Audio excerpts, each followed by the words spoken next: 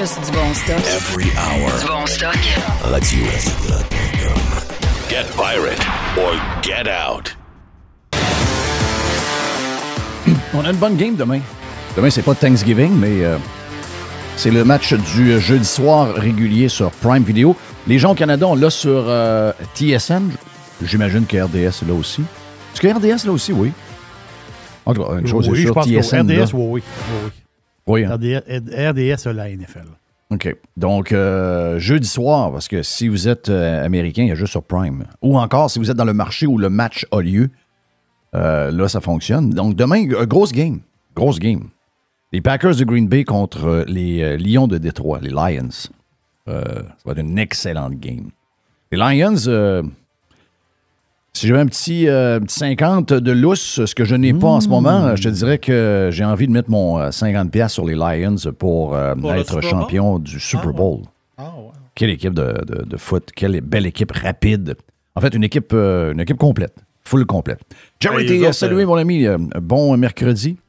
On aura une boîte de boursicotage un peu plus tard avec Jerry. On a beaucoup de stock aujourd'hui. On a Joe, exact. Joe qui est en Suisse toujours. C'est ça, il est en Europe, là. Et on espère que tout va être correct, mais normalement, écoute, avec la communication d'aujourd'hui, on n'a pas trop de problèmes. Non, effectivement, ça se fait très bien. Après ça, qu'est-ce qu'on a? On va avoir Yann et Frank aujourd'hui. On a Yann et Frank aujourd'hui en plus. Donc, on a du stock en masse pour tout le monde, autant les gens sur le Prime que pour la version cheap. The Chief is in the house. Donc, l'arbre de Noël est pas mal monté, même en train de se finaliser dans la minute où on se parle. Donc, she's back. She's back. Le toaster était serré. Donc, le toaster est serré, là? Le toaster a été mis à sa place. Donc, bon. il y a des choses qui traînent. Maison modèle.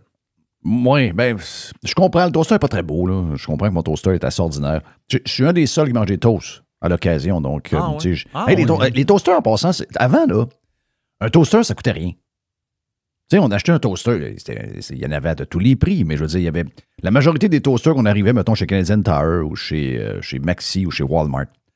Habituellement, ici, il y a une chose qui coûtait pas cher, c'est un toaster. Et là, depuis, il y a une nouvelle mode. Il faut que tout soit beau, il faut que tout soit flash, que tout paraisse bien. Donc là, à partir du look, alors que c'est la même crise de mécanique derrière le toaster, c'est une affaire qui chauffe des toasts. Là. Ben, je me trompe-tu, ils sont rendus avec du Wi-Fi sur le toast? Oui, ils sont rendus avec toutes sortes de colis d'affaires. Ben oui, tu peux programmer ton toaster. Quand tu te lèves, la toast, elle part. Tu peux avoir des toasters à des prix de fou. Là. Tu sais, le high-end est en train de prendre le contrôle de la patente, on va dire. Tu sais, on dirait que les gens courent après les affaires qui... Qu'est-ce qui est arrivé? Ça a comme fait un petit... Ça a fait un petit grichage. Ça a fait un petit push. Ça a fait un petit... On dirait que ça a fait comme un trucker là, qui parle dans son CB. Là. Exact. C'est exactement ce que ça a fait. Ah, ouais. Bon, hey, on commence par le sujet. Y a-t-il une journée où il n'y a pas un sujet? Il n'y a rien à l'actualité. Hein? Câlisse. Non, mais moi, ça me fait... Moi, ce qui se passe, ça me fait capoter. Puis, ce qui me fait le plus capoter, c'est de voir combien de gens sont pas en crisp et qui capotent pas avec ça. C'est ça qui me vire à l'envers. Oh, ici, on n'a pas... Là, il va falloir que le gouvernement... Là, je sais que le gouvernement a goûté au sang. OK? Donc, ça veut dire quoi, ça, goûter au sang? Ça veut dire que... Comme un animal. Un animal qui goûte au sang, il faut que tu l'abattes. Parce que une fois qu'il a goûté à ça, il va en avoir tout le temps. Il devient comme un vampire. Et le gouvernement, c'est exactement ce qui est arrivé. C'est que, oui, tranquillement, pas vite, nous enlevait des patentes. Puis, ça a été, je dirais, l'apogée était pendant la COVID. Puis, et je sais qu'il y a des gens qui, je sais pas, par honte ou encore parce qu'ils ne voient pas rien de grave là-dedans, ils ont comme tourné la page sur la COVID. Mais moi, vous savez que je ne tournerai jamais. Jusqu'à mon dernier souffle, je vais me rappeler de ces années-là. Il y en a qui se rappellent, les plus vieux se rappellent de la Deuxième Guerre mondiale. Il y en a qui se rappellent de telle crise économique qui est arrivée, etc., etc. Nous autres, en tout cas, pour notre génération, il y a des choses qui nous ont marqué. Le 11 septembre est une de celles-là. La guerre en Irak est une de celles-là. Mais je vous dirais que celle qui a marqué le plus notre génération, c'est la COVID. Pas la COVID en tant que telle. La COVID en tant que telle. C'était rien, ça, là. C'était une patente à... C'était C'est un genre de test de soumission pour la majorité des pays de l'Occident. Il n'y avait pas d'histoire vraiment de virus là-dedans. Je pense rapidement, on a su. Moi, je pense que dans les premières semaines, quand ils ont vu les résultats de ce qui se passait en Europe, surtout en Italie, j'ai l'impression qu'ils savaient déjà à quoi ils avaient affaire. Donc, c'est-à-dire un virus qui achevait ceux qui étaient faibles. Comme les grosses grippes le font, comme d'autres virus peuvent le faire, le C difficile, etc., etc. Exactement. Donc, ils savaient exactement qu'est-ce qu'il y avait. Mais là, il y avait une arme de destruction massive dans leurs mains. C'est-à-dire, il y avait une opportunité avec un discours de peur, d'anxiété, d'imposer tout ce qu'ils voulaient aux gens. Et ça a été un test. Quelque chose qu'ils n'auraient jamais essayé en 1985, jamais essayé même en 1995. Mais avec une population qui fait de moins en moins d'enfants, qui vieillit de plus en plus, c'était le temps d'essayer, je dirais, l'arme de destruction massive pour tout le monde. C'est-à-dire, on y va à l'extrême, puis on va voir comment ils se comportent. Et on a eu un échec terrible. Terrible. Très peu de gens se sont tenus debout. Très peu de gens ont surtout vu ce qui est en train de se passer. Ça, c'est le plus dramatique.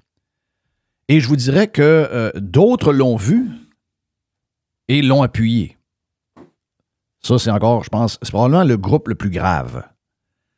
Et à partir de là, une fois qu'on enlève des droits qui sont des droits fondamentaux et qu'on est dans des règlements liberticides, puis qu'on voit que la population accepte puis que ça passe comme du beurre dans le poêle, bien, une fois que ça sera terminé, on sait qu'à partir de maintenant, on va pouvoir introduire à peu près n'importe quoi. Et tous les pays d'Occident ont été touchés par ça. En passant, je ne sais pas si vous avez entendu quelques affaires qui se sont déroulées. J'ai écouté des bouts d'un podcast de Joe Rogan avec le fondateur de Netscape. Et d'autres également. Je pense qu'il y a comme une série d'invités en ce moment qui nous montrent comment les gouvernements sont en train... En tout cas, aux États-Unis, il y a une pause pour 4 ans au moins. Mais comment... tout était fait pour enlever des libertés aux gens, le droit de censurer, etc., parce que les gouvernements se sont rendus compte, lors de la création des réseaux sociaux, que la population avait finalement une arme, une force de rouspéter, oui, de challenger, voilà. de se tenir debout. Et depuis que ces réseaux sociaux-là existent, eh bien, ces réseaux sociaux-là ont été pris dans la mire de la swamp des différents gouvernements. On a vu au Canada toutes les lois qu'on essaie de passer pour essayer de mater les médias sociaux.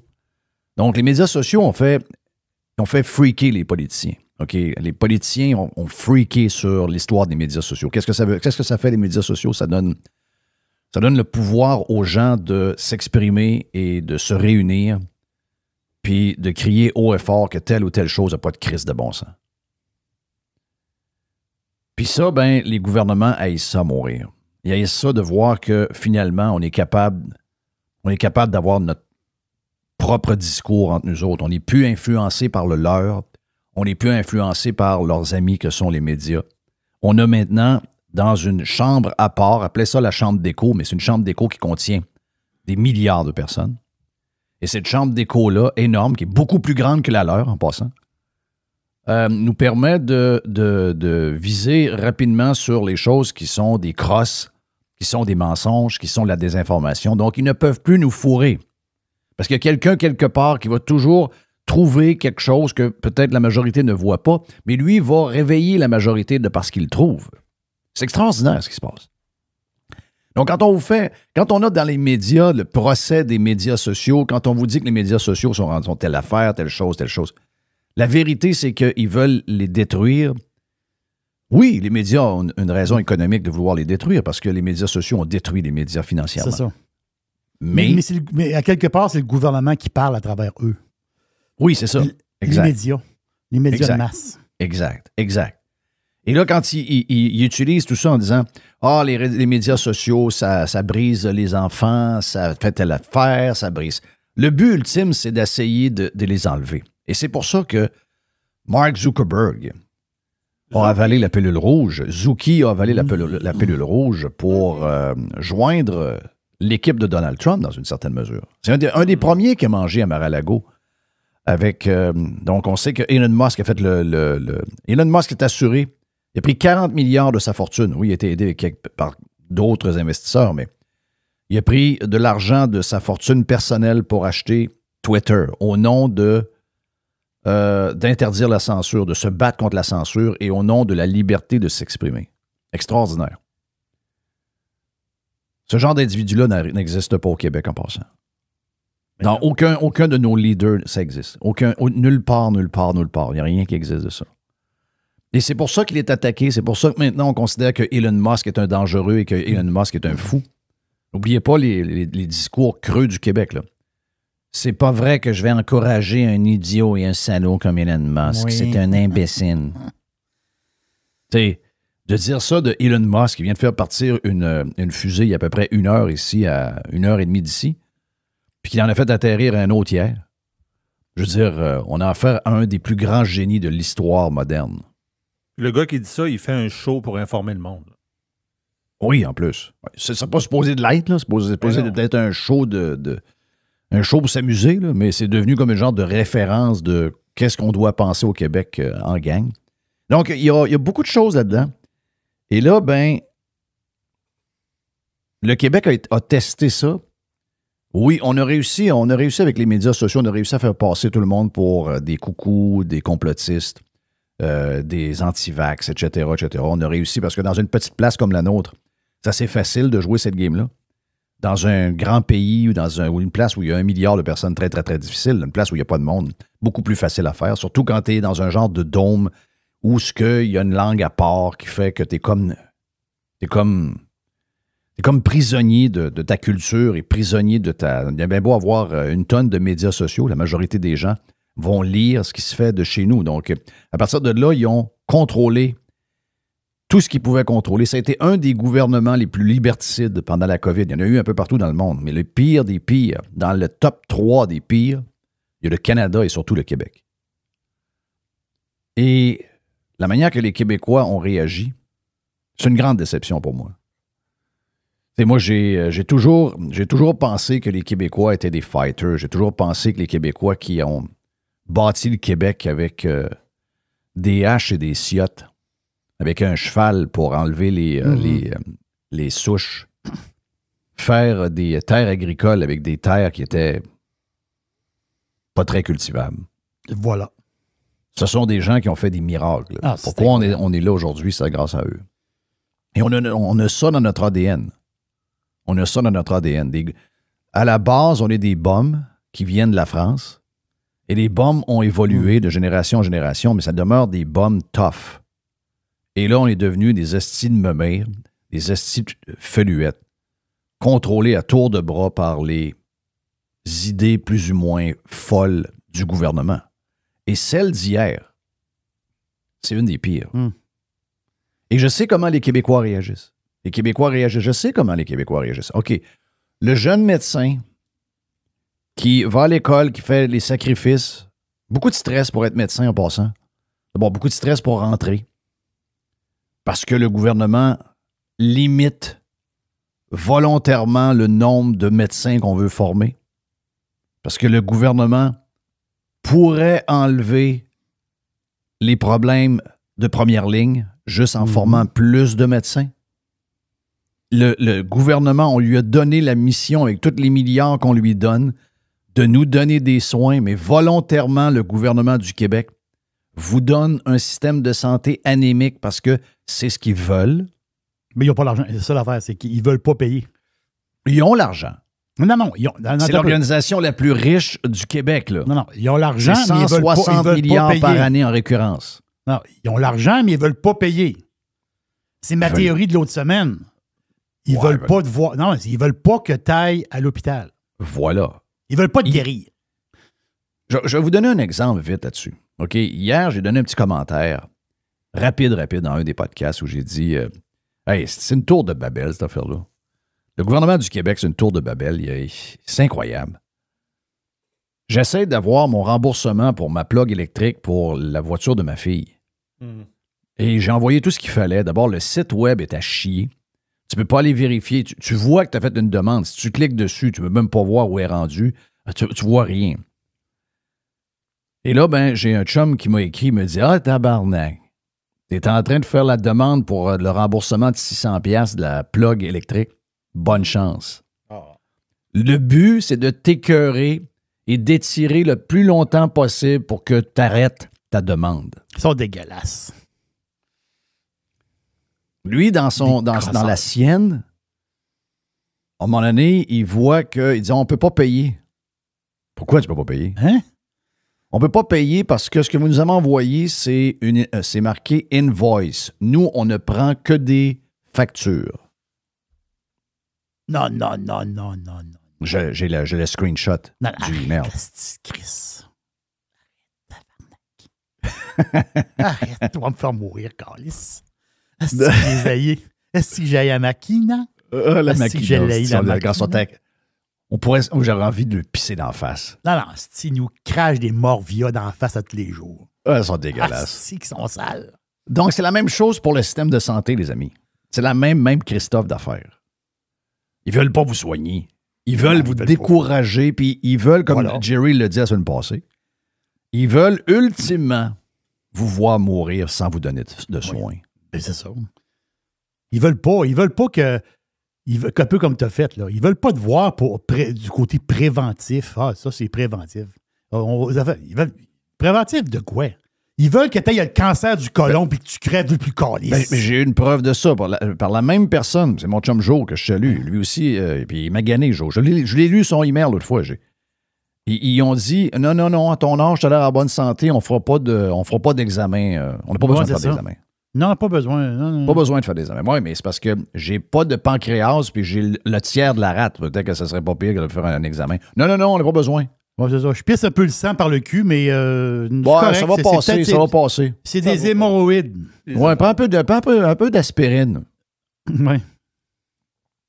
Un peu d'aspirine. Donc, tu sais, c'est un genre de mirage, cette petite patente-là. Ils savent comment vous donner le service. En passant à Bernie Sanders. Bernie est démêlé, là. Ah, yes, parfait, Bernie. Yes, on joint le Canada aux États-Unis. Je suis prêt, j'embarque. À condition que les États-Unis aient le même système de santé que les Canadiens. Bernie, tu ne veux pas avoir ce système de santé canadien. Non, Bernie ne comprend pas, là. Bernie ne comprend pas zéro. Tu es à côté, tu es à 40 minutes de char de Montréal. Va faire un tour, asti. Mets tes mitaines, mets tes bottes, viens faire un tour. On va t'expliquer comment ça marche. Mets tes mitaines. Il coûte cher. On a plein de monde en sarreau. Ça se promène avec des paniers. Oui. Ça fait dans l'hôpital, il y a plein d'actions. Là. Tu rentres dans l'hôpital le matin, il y a plein d'actions. C'est l'enfer comme d'action. Ça brasse. Il n'y a personne de soigné. Il n'y a personne de soigné. Les médecins sont intolérants. Oui, les médecins sont dans Stats. C'est là qu'ils sont. C'est là qu'ils opèrent. Et donc, ils ont la solution pour les médecins. Ils ont juste à doubler ou à tripler le nombre de médecins qu'on forme. Ah oui. On vous donne 160 milliards. On devrait vous donner 110, d'après les projections d'il y a 5 ans, il y a 10 ans, des budgets que vous avez faits vous-même. Vous n'avez pas 110, vous avez 160 que vous êtes venus voler dans les poches du monde et des entreprises. Donc, vous avez assez d'argent pour former du monde et les payer par après et désengorger l'urgence et désengorger les bureaux de médecine familiale. Vous avez tout ce qu'il faut. Mais ces enfants de chiennes-là ont volontairement provoqué une file d'attente et une pénurie de médecins. Et ils ont eux-mêmes créé le privé en passant. C'est tous des acides hypocrites. Le privé, ils y vont. Le privé, ça fait leur affaire parce que c'est en train de leur donner un coup de main. Et tranquillement, pas vite, sont en train de faire parallèlement un système privé, ce qu'ils ne vous diront jamais en passant. Mais ce qui est arrivé hier, le 5 ans, pour un jeune médecin, c'est une des règles liberticides les plus dangereuses depuis la COVID. Mais c'est une suite de la COVID. C'est suite à notre acceptation de toutes les règles de cave que ce gouvernement-là vous a fait subir. À partir de là, ils savent qu'ils peuvent imposer aux Québécois n'importe quelle règle qui leur enlève de la liberté et des droits. Y a-t-il quelque chose de plus évident? J'ai-tu besoin d'expliquer ça, que vous ne pouvez pas forcer quelqu'un à travailler pour un employeur X? Voyons donc. devant, je trosse pas les juges, pas une calice de minutes, mais dans une société où il y a une cour, une vraie cour suprême, c'est le genre de choses qui ne tient pas à route, puis au bout d'1 an et demi, 2 ans, c'est terminé. Puis le gouvernement se fait revirer dans ses shorts en tabarnak. On est au Canada et on est au Québec. Les juges ont été nommés par les politiciens. Donc, à watcher. Mais je veux dire, on n'a pas besoin de vendre ça. De voir que beaucoup de Québécois appuient, dont Olivier Primo en passant. Oui. Dont Olivier Primo. Très, très, très, très décevant de voir ça. Hey, encore là, qu'est-ce que tu vois pas là-dedans? Je veux juste vous dire une affaire. Quand on vous dit, ouais, mais là, il faut que le jeune, il a ses valeurs, qu'il embarque dans le système public parce qu'on l'a formé. Premièrement, tu n'as rien formé. OK? On a formé. Toi, tu n'as rien formé. Toi, t'es pas. Le gouvernement n'est pas le genre d'institution comme monarchique qui décide qu'est-ce qui se passe et tout. Vous êtes juste des gens à qui on a donné du cash, puis vous autres, vous faites juste gérer ça. Vos gueules! Vous n'avez rien à voir là-dedans. L'expression que j'ai entendue un matin, c'est que on vous a formé, il faut que vous nous rendez des comptes. On n'a pas de compte à rendre à personne. Nous qui ont fait le parallèle comme dans l'armée. C'est que tu rentres dans l'armée, ils vont te former, puis là, il faut que tu sois en service pour l'armée. Un genre de parallèle comme ça. Il y a un contrat. Il y a une paye à partir du jour 1. OK? Donc, quand il y a un contrat de travail, c'est un contrat de travail, le contrat de l'armée. Ça, c'est pas un contrat de travail, c'est qu'on est dans l'éducation. On arrête tout à partir de là. On arrête tout. Une fois que ça, c'est établi, on arrête où?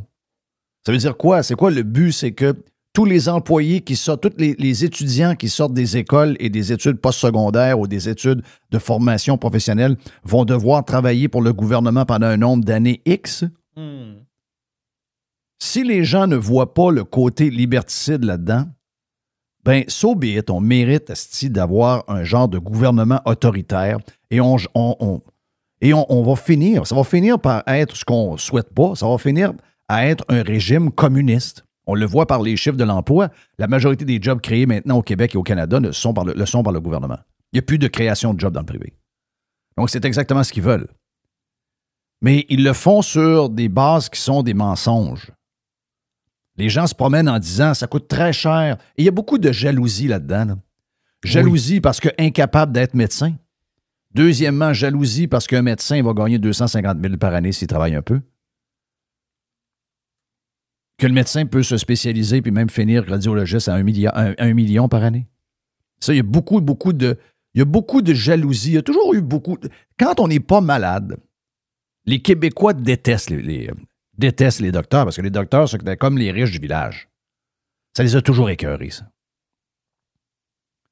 Mais ils n'ont jamais voulu faire l'effort, puis ils n'ont jamais eu l'intellect pour le faire, puis ils n'ont jamais eu la mémoire surtout pour le faire. Parce que c'est une patente de mémoire être médecin souvent. Ça prend des skills, plus tu es spécialisé, plus ça te prend des skills. Quand tu opères, ça te prend des mains.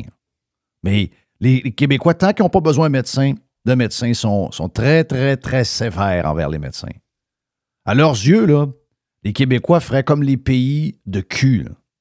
Les pays de cul, les pays les plus pauvres, les pays avec des systèmes socialistes et communistes qu'il y a à travers le gars qui travaille comme chauffeur de taxi gagne le même salaire qu'un médecin. C'est ça que les Québécois veulent. Ils veulent, comme à Cuba, ils veulent que le gars de l'hôtel fasse plus d'argent que le médecin. On engage des gens à la tempête qui viennent d'un autre pays et ces gens-là, quand ils retournent dans leur village, ils sont 3 fois plus riches que le médecin. C'est ça que les Québécois veulent. Ils veulent que quelqu'un qui ne fait pas d'efforts, qui n'est pas allé à l'école, qui a un job que n'importe qui peut faire, gagne plus cher qu'un médecin. Ça, c'est une forme de jalousie qui est épouvantable, qu'on a toujours eue. C'est dans notre culture. Mais on est surtout des astis de menteurs. Il n'y a pas de formation de médecin à 600 000 par année. Parce que tout le monde se vante que le système québécois d'éducation, c'est le moins cher au monde. Bien là, vous êtes en train de vous caler en joie le vert si vous me dites ça. Parce que vous me dites que former un médecin, ça coûte 600 000. Le système d'éducation, à vos yeux, le plus dispendieux au monde, il est où? Il est l'autre bord de la frontière. États-Unis d'Amérique. Combien coûte la formation d'un médecin? 238 000 $. La différence de 350 000 ou 370 000 est où? Dans toute la petite crosse du modèle québécois.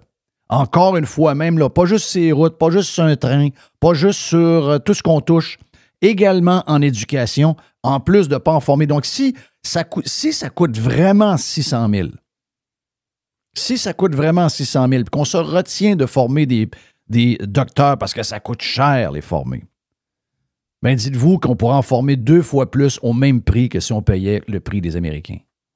Donc, première crosse. Première crosse. Il n'y a rien de vrai là-dedans. Et savez-vous quoi? Ces gens-là nous doivent absolument rien. S'ils veulent aller travailler ailleurs, s'ils veulent aller travailler dans le privé, s'ils veulent aller travailler dans le public, il n'y a pas un esti de chat qui a un mot à dire. Parce que ces gens-là sont dans un système d'éducation publique. Ça n'existe pas, ce système d'éducation publique. C'est un système d'éducation que tout le monde paie. Et peu importe ce que tu fais, peu importe. Il y a des gens qui étudient pendant 10 ans pour avoir un esti de cours qui leur servira à rien. Est-ce qu'on leur charge quelque chose? Non. Est-ce qu'on charge quelque chose à ceux qui sont en sociologie? Est-ce qu'on charge quelque chose aux gens qui sont en arts et lettres? Ils vont pourrir à l'université, puis après ça, ils finissent, Christophe, comme ils travaillent chez Walmart à placer du stock dans les tablettes. Le 3/4 des cours à l'université est là pour faire travailler des administrateurs et des profs. C'est des cours que les jeunes étudiants vont avoir un genre de bac, ils vont avoir un papier qui leur servira absolument à rien. Faites-moi pas à croire que quelqu'un qui finit avec un bac en communication, c'est quelqu'un qui mérite de ne pas payer son cours. Ah oui. En France, il y a une joke en France. Il dit, si tu veux avoir un conseil d'avocat, il dit, demande à ton serveur. Ben oui, c'est vrai. Mais oui. Le nombre d'avocats Le gars qui te sert au restaurant, il va t'aider dans tes... Il va t'aider. Exact. À un moment donné, Chris, t'as des papiers, mais si tes papiers valent-tu quelque chose? Ce que je te dirais, c'est que si on commence ce questionnement-là, moi, je suis prêt à le faire en passant. Moi, si vous voulez aller là, je suis prêt à le faire. OK? Moi, je suis prêt à le faire. Et à l'inverse, c'est combien? Est-ce que j'ai lu que ça pouvait être jusqu'à 200 000 $ par jour de pénalité? Oui. Voyez-vous que ces gens-là sont complètement déraisonnables. Là. Moi, ces gens-là, je dirais pas ce que je pense. Parce que je risque de m'attirer des troubles. Mais je peux vous dire une affaire. Pourquoi les jeunes médecins auraient cette responsabilité-là si jamais ils décident d'aller au privé que de ramasser des amendes un peu. Les histoires d'amendes, c'est très COVID en passant. Là. Ça, c'est le même gouvernement qui vient de dépenser à peu près 900 millions, près d'1 milliard pour Nordvolt et qu'il n'y a personne qui a d'amende de 200 000 par jour. Et le médecin, le jeune qui s'est botté le cul depuis qu'il est au secondaire pour avoir la bonne cote R puis qui vit d'anxiété et tout ça, pour le remercier de sa formation, vu qu'il n'embarque pas dans le système de marde communiste, on doit le pénaliser avec des pénalités qui peuvent aller jusqu'à 200 000 par jour. Mais qu'à chaque jour, au Québec, il y a des politiciens de marde qui brûlent notre cash, qui se font fourrer, qui sont témoins de paquets de choses avec des entités du gouvernement, autour du gouvernement. Là, on peut lire plein d'affaires sur la caisse de dépôt en ce moment qui sont dégueulasses. Et qu'il n'y a personne qui est responsable de ça. Il n'y a personne qui se met les menottes. Il n'y a personne qui a une chienne jaune. Il n'y a personne qui passe devant un juge. Il n'y a personne qui reçoit une amende de 200 000 par jour. On commence à jouer ce game-là? La game de 200 000 par jour, est-ce qu'on commence à la jouer? Est-ce que ça vous tente vraiment de jouer ce game-là? Vous allez imposer ça à des jeunes qui sortent de l'université et qui veulent être médecins, une des jobs les plus nobles, une des jobs qu'on a le plus besoin, que ce soit au privé ou au public, là, on s'en calisse. Et quelqu'un veut le faire. Est-ce que le médecin peut aller travailler bénévole quelque part dans une patente Dans une organisation quelconque? Non, il doit travailler pour le... Quand tu es obligé de forcer des gens à aller travailler pour toi, ça veut dire que ton système est en faillite, Carlis. Ben, c'est ça. Et voilà. Et voilà. Ça, c'est aussi simple que ça, là. Aussi simple que ça. Ben voilà pour le premier 30 minutes de Liberté d'aujourd'hui avec Jeff et toute la gang. Si vous en voulez plus, on a 45 minutes de plus dans le podcast Liberté d'aujourd'hui. Hey, ce qui s'en vient, la boîte, version boursicotage du mercredi. On a Joe Hamel et Yann et Frank. Come on, boys! Pirate. Radiopirate.com. What's this machine do? Your attention, please. Thank you. Pirate. Radiopirate.com. Oh. Il y a une petite boîte. Il y a une petite boîte. Il y a une petite boîte. Et c'est la boîte du mercredi, c'est la boîte du boursicotage. Qui est présentée par NAIA. NAIA, je te dis, Jeff, sont vraiment, vraiment extraordinaires. La North American Immigration Agency. Eux autres, ils vont vous recevoir comme un roi. Vous voulez faire de la business aux États-Unis? Oui, c'est accessible.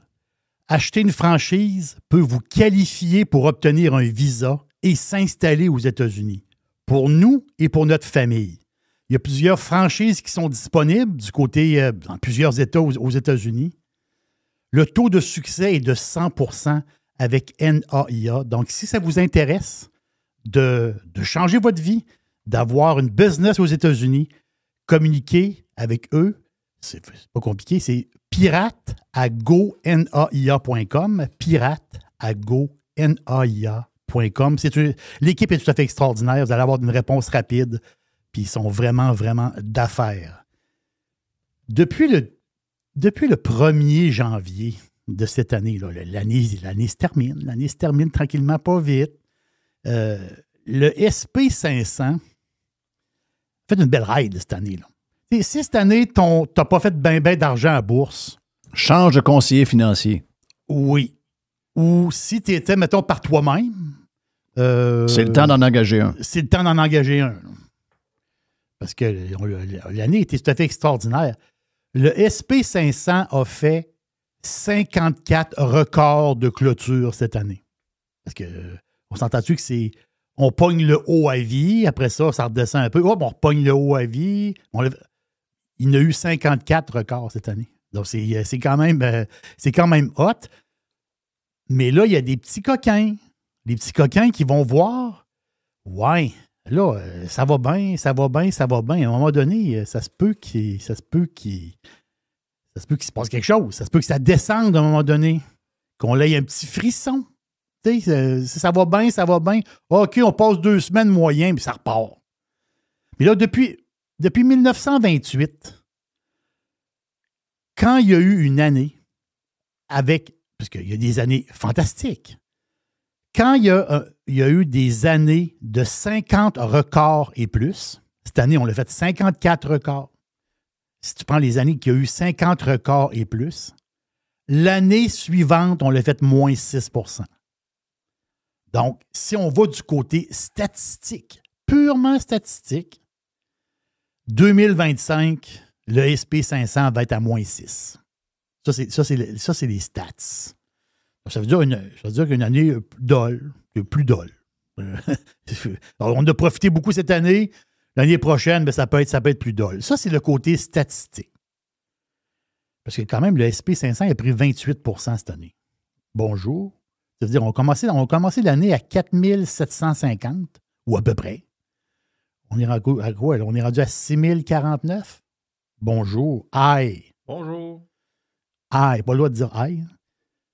Mais il y a une genre de discordance, parce qu'en ce moment, on est dans l'univers un peu de party, il faut le dire. Puis tant mieux. Ça veut dire, on en profite. Puis moi, ça veut dire... Mon fameux fonds que j'ai acheté, là, il roule en tabarouette. Là. C'est fantastique. Là. C'est-à-dire, c'est un bon move que j'ai fait, puis je suis assez content. Ça n'a pas de sens. Mais là, il y a comme un genre de... Entre le côté statistique que je viens de vous donner, donc on serait dû pour un genre de moins l'année prochaine, mais tu as l'autre côté, tu as le Wells Fargo, la grosse banque, là, Wells Fargo, qui ont dit ce matin, eux autres sont vraiment sur le party. Là. Alors, eux autres, c'est des bouteilles de vodka dans la glace, la piscine, Vegas, les écrans géants. Non, eux autres, ils voient le SP500 à 7000. 7000 et des poussières. Donc, c'est un genre de 14 % de hausse pour 2025. Donc, pour les statistiques, les vrais stats, on serait dû pour une baisse, mais Wells Fargo, eux autres, sont complètement de l'autre bord. Eux autres, c'est les plus optimistes de la gang. Il n'y a pas une firme plus optimiste qu'eux autres. Il y en a qui disent « Ah oui, ça peut être bon l'année prochaine, un genre de plus 5 %, plus 6 %. » Non, eux autres sont à 14 en haut. 14, quasiment à 15 en haut. Donc quelle discordance pareille. Puis c'est ça qui fait un peu la magie de la bourse. Mais c'est... il y a un genre de tiraillement présentement pour dire « Ouais, 2025... est-ce qu'on est un peu plus défensif? Qu'est-ce qu'on fait? Tu as l'intelligence artificielle à travers ça qui vient comme embrouiller les affaires parce que là, c'est une nouvelle business, c'est une nouvelle donne, beaucoup d'argent là-dedans. En tout cas, c'est vraiment... Regarde, si 2025, on est positif, là, moi, je vais vous le dire. Là, c'est parole d'un gars qui met de la sauce tomate sur de la pâte. Là. Si 2025, on est vert, là, on est béni. Moi, je vous le dis. Là. On est béni si on est vert. Petite affaire de même, j'ai vu, parce que c'est toi, Jeff, qui a mis une petite patente par rapport à Roku. Parce que j'avais parlé de Roku. Ben, c'est pour ça que je l'ai mis. C'est que tu en avais parlé la semaine passée, puis il y a un gros move qui s'en vient sur Roku. Ben, c'est la firme Needham. Donc, Needham, la grosse banque d'affaires new-yorkaise. Ben, c'est eux qui ont parlé de ça. Puis comment il s'appelle le gars sur Twitter? C'est Bloomberg? Comment il s'appelle le gars? Je ne me rappelle plus c'est quoi son prénom. Là. Le gars qui parle de bourse. Là. Oui. C'est Walter Bloomberg. Walter Bloomberg. Exactement. Lui, à suivre, si vous devez le suivre. Oh, il faut le suivre. Donc, il n'y a pas beaucoup d'émotions, mais il donne l'info. Voilà, il donne l'info. Donc, moi, j'avais dit que The Trade Desk allait commencer à jouer d'impact à Roku, dans le sens qu'ils veulent sortir un système à la Roku. Donc, on m'a dit prendre des parts de marché. Et là, lui, ben, c'est Needham. Lui, il relaie l'information de Needham qui dit les autres s'attendent à ce que Roku se fasse acheter cette année. En 2025, l'année prochaine, je veux dire. Donc, les autres s'attendent à ça. Les deux gros acheteurs pressentis à payer ce qu'ils disent premium price. Ça veut dire que si vous achetez des actions à matin, il est possible qu'il y ait un petit bonus sur l'action plus tard s'il y a un achat. Oui, premium. D'habitude, premium, on parle d'un 30 % en haut. Mm-hmm. Donc, les deux acheteurs potentiels, Netflix et Trade Desk. Trade Desk. Eux autres mêmes, pour enlever, pour avoir pas avoir un monopole, mais on va dire tasser au coup de la patente, là, à la place de les compétitionner et les acheter. Mm-hmm. Puis il y aurait peut-être Amazon ou Microsoft dans le tas, ou peut-être Google, je ne sais pas trop quoi. En tout cas, une chose est sûre, tout le monde va avoir Roku. Là. Ben là, j'ai pas checké, je suis certain qu'il est vert présentement à la bourse. Je vais te dire ça. Ouais, j'ai pas checké, là. Je vais de même, là. Je suis certain que dans les pré-market, il a verdi un peu. Un qui a verdi pas mal, qui a pris un genre de 13 % ce matin, c'est Salesforce. Puis ça me choque parce que je l'ai oublié hier. Pré-market, il prend 6 %. Oh, ben, voilà. Oui. Oui, il y a du monde qui se place. Il y a du monde qui se place les pieds pour. On va dire, j'achète de dos. Oui. C'est ça que ça veut dire. De dos, parce que ils vont se faire, si on se fie à Needham, ils vont se faire ramasser. Mm-hmm. Puis il va avoir, justement, les acheteurs vont payer le bon prix, le gros prix pour. Donc, c'est ça qui est. Surtout quand sont plusieurs grosses compagnies, comme tu viens de dire, Netflix, Microsoft, Amazon, Trade Desk, tous des gros joueurs qui sont prêts à sortir le gros cash. Là. Voilà, exactement ça. Alors, hier, je me suis. J'ai oublié Salesforce dans la patente. Là. J'ai levé la tête. Ça arrive, des fois, tu fais 20 bons coups de golf en ligne, à un moment donné, tu lèves la tête. Ça, c'est mon genre un peu, des fois. Là. Je joue pas pire. À un moment donné, j'en chaîne 2 dans l'eau. Donc, CRM, le code à New York. Salesforce, c'est les plateformes de gestion, de marketing, relations commerciales, services clients. Donc, eux autres, l'affaire, c'est que Salesforce, JP Morgan, Barclays, Citigroup, la BMO, Morgan Stanley, puis il y en a 2-3 autres. Là. L'autre, ils disent, même si le stock prend 13% avec les résultats qu'ils ont eus, donc parce qu'on parle des revenus qui sont bien en haut des attentes, hein, on parle des revenus qui, je pense, sont 8% en haut des attentes. C'est énorme. Puis Benioff, là, le boss de Salesforce, il a dit que eux autres, l'utilisation de l'AI, ben, ça transforme leur business, beaucoup plus efficace, etc., etc. Donc, le stock qui était quoi, à 331 pièces, 330, choses comme ça, ben, il a pris quand même, il est rendu à 374 ou 375 dans ce coin-là. Mais malgré le 13%, les grosses firmes disent non, on est encore, les autres, ils disent à l'achat. On est encore à l'achat malgré le 13% de hausse aujourd'hui. Wow! Donc, c'est quand même un stock. On le met sur la watch list. Le graphique est très, très beau. Le code, c'est CRM New York. Ça, c'est un gros de gros. En parlant de gros, un gros qui... tous les investisseurs valeurs, les investisseurs, qui ne se laissent pas emporter par l'air du temps, des vrais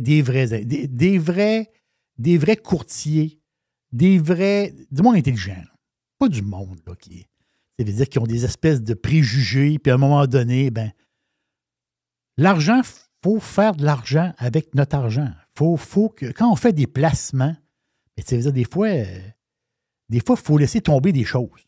Mais quand tu es trop green dans tes placements, ben, tu as passé à côté de pas mal d'affaires. Genre des titres pétroliers. Ah, c'est dégueulasse. Moi, je ne veux pas que mon argent soit dans le pétrole. Je comprends. Mais Enbridge, là, c'est quelque chose. Enbridge, le code, c'est ENB à Toronto. Marché canadien. Il est coté aussi en américain, Enbridge. Il est coté à New York. Les autres sont basés à Calgary. Il y a quoi? 11 500 employés, Enbridge. Enbridge, c'est du pipeline, du transport de gaz, de pétrole, du stockage, de la distribution, États-Unis, Canada. Eux autres, puis ils ont un petit peu de tourniquette. Il y en a un peu de tourniquette pour faire plaisir. Là. Mais tu veux dire, eux autres, c'est pas ça la business. Là. Mais il y a un peu de tourniquette, ça fait plaisir à du monde. Et tu fais tourner ça, là, puis là, les Greens sont contents. Pendant ça, tu as appel. Mais Enbridge, ce qu'il annonce, c'est fantastique. Là. Ça veut dire, le haut à vie de Enbridge, à vie, all time, c'est 2015. Le stock, il a pogné sur les 3 piastres et quelques en 2015. Et là, il a passé dans les derniers jours 60 piastres. Ben, il s'en va à son haut à vie. Là. Il va percer son haut à vie, Enbridge. Et une des raisons, ben, c'est quelque chose qui est extraordinaire. Quelque chose qui fait le fond de ton portefeuille. T'sais, on boursicote, on trade, mais le fond, là, le solide, là, les dividendes, les dividendes sont là. L'autre, Enbridge a annoncé qu'ils allaient augmenter leurs dividendes. Là, tu dis, OK, ouais, il annonce une augmentation de dividendes à partir du mois de février, je pense. Là, je vois de mémoire. Là. Donc, augmentation du dividende. Ah, c'est parfait. Good, good. Et là, Enbridge va payer 94,5 cents de dividendes aux 3 mois. Ça fait 3,78 par année qu'ils vont payer. Mais par rapport au prix de l'action, présentement, c'est 6,2 ou 6,3 %. C'est un peu, là. Tu as un dividende en haut de 6 % là, dans une compagnie ultra solide. Là. Quel beau dividende! C'est incroyable. Donc, les autres, l'annonce qu'ils ont faite, c'est hier, je pense, avant-hier. Donc, c'est l'augmentation de leur dividende, c'est fantastique. C'est fantastique pour ceux qui sont dans Enbridge. Ils ont profité de la hausse, parce que le stock va très bien. Le stock va très, très bien. C'est une hausse tranquille, une belle hausse. Le graphique est fantastique. Là, il s'en va percer son haut à vie. Il va le faire, là. Il va le percer, son haut à vie, là, le Enbridge. Là. Où est-ce qu'il s'en va, je n'ai aucune idée. On s'entend-tu que l'autre bord, il y a un gars qui a les yeux blancs, qui a la face bronzée. Lui, il aime beaucoup ça, le pétrole. Beaucoup, beaucoup. Des tubes, du pétrole, du drillage, du sida. On est là-dedans, là. Enbridge, c'est un excellent play. Là, la question qu'on peut se poser, puis ça, c'est tout à fait normal. On peut se poser cette question-là. Tu dis, oui, mais il a monté beaucoup, le stock. La question est bonne. Oui, il a monté beaucoup. Oui, mais pense aux dividendes. Pense aux dividendes. C'est un excellent play. Vraiment, là. Quand tu es en haut de 6 % de dividendes, c'est fantastique. Je me promène, là. Je me promène dans le boursicotage. Intel. Oh boy, oh boy, oh boy, oh boy. Intel. Beaucoup de monde dans la cage. 2024 était une très bonne année de bourse, OK? Et les investisseurs dans Intel, eux autres, ils se mangent les doigts, là. Les autres, ça va pas tellement bien. Qu'est-ce qui est arrivé, eux autres? Intel, le problème, je vais le résumer, là, OK? C'est un retard technologique. C'est une compagnie hyper technologique, on va dire, à la fine pointe. Mais ils se sont fait manger le lunch par NVIDIA. Les concurrents, Taiwan Semiconductor, Exact. Qualcomm, même AMD. Moi, je fais le perroquet, là. Je vous dis ce que je lis par rapport à ça. Là. Je m'y connais pas. Là. Mais le retard technologique est évident. Parce que les nouvelles puces sur le marché consomment beaucoup, beaucoup, beaucoup moins d'énergie et sont supérieures en efficacité, en performance. Donc, Intel, ce qu'ils ont, c'est pas up-to-date. Comprenez-vous? C'est un peu la vision que j'ai. Donc ils se sont fait dépasser. Ils se sont fait dépasser, mais là, il faut qu'ils reprennent. Il faut qu'ils reprennent du PEP. Ils n'ont pas le choix. Mais il y a une affaire bizarre. Ça, les investisseurs n'aiment pas ça. Le CEO, c'est Gelsinger, je pense qu'il s'appelle, Pat Gelsinger. Lui, Gelsinger, c'est un genre de genius. Là. Il est juste un génie, ce gars-là.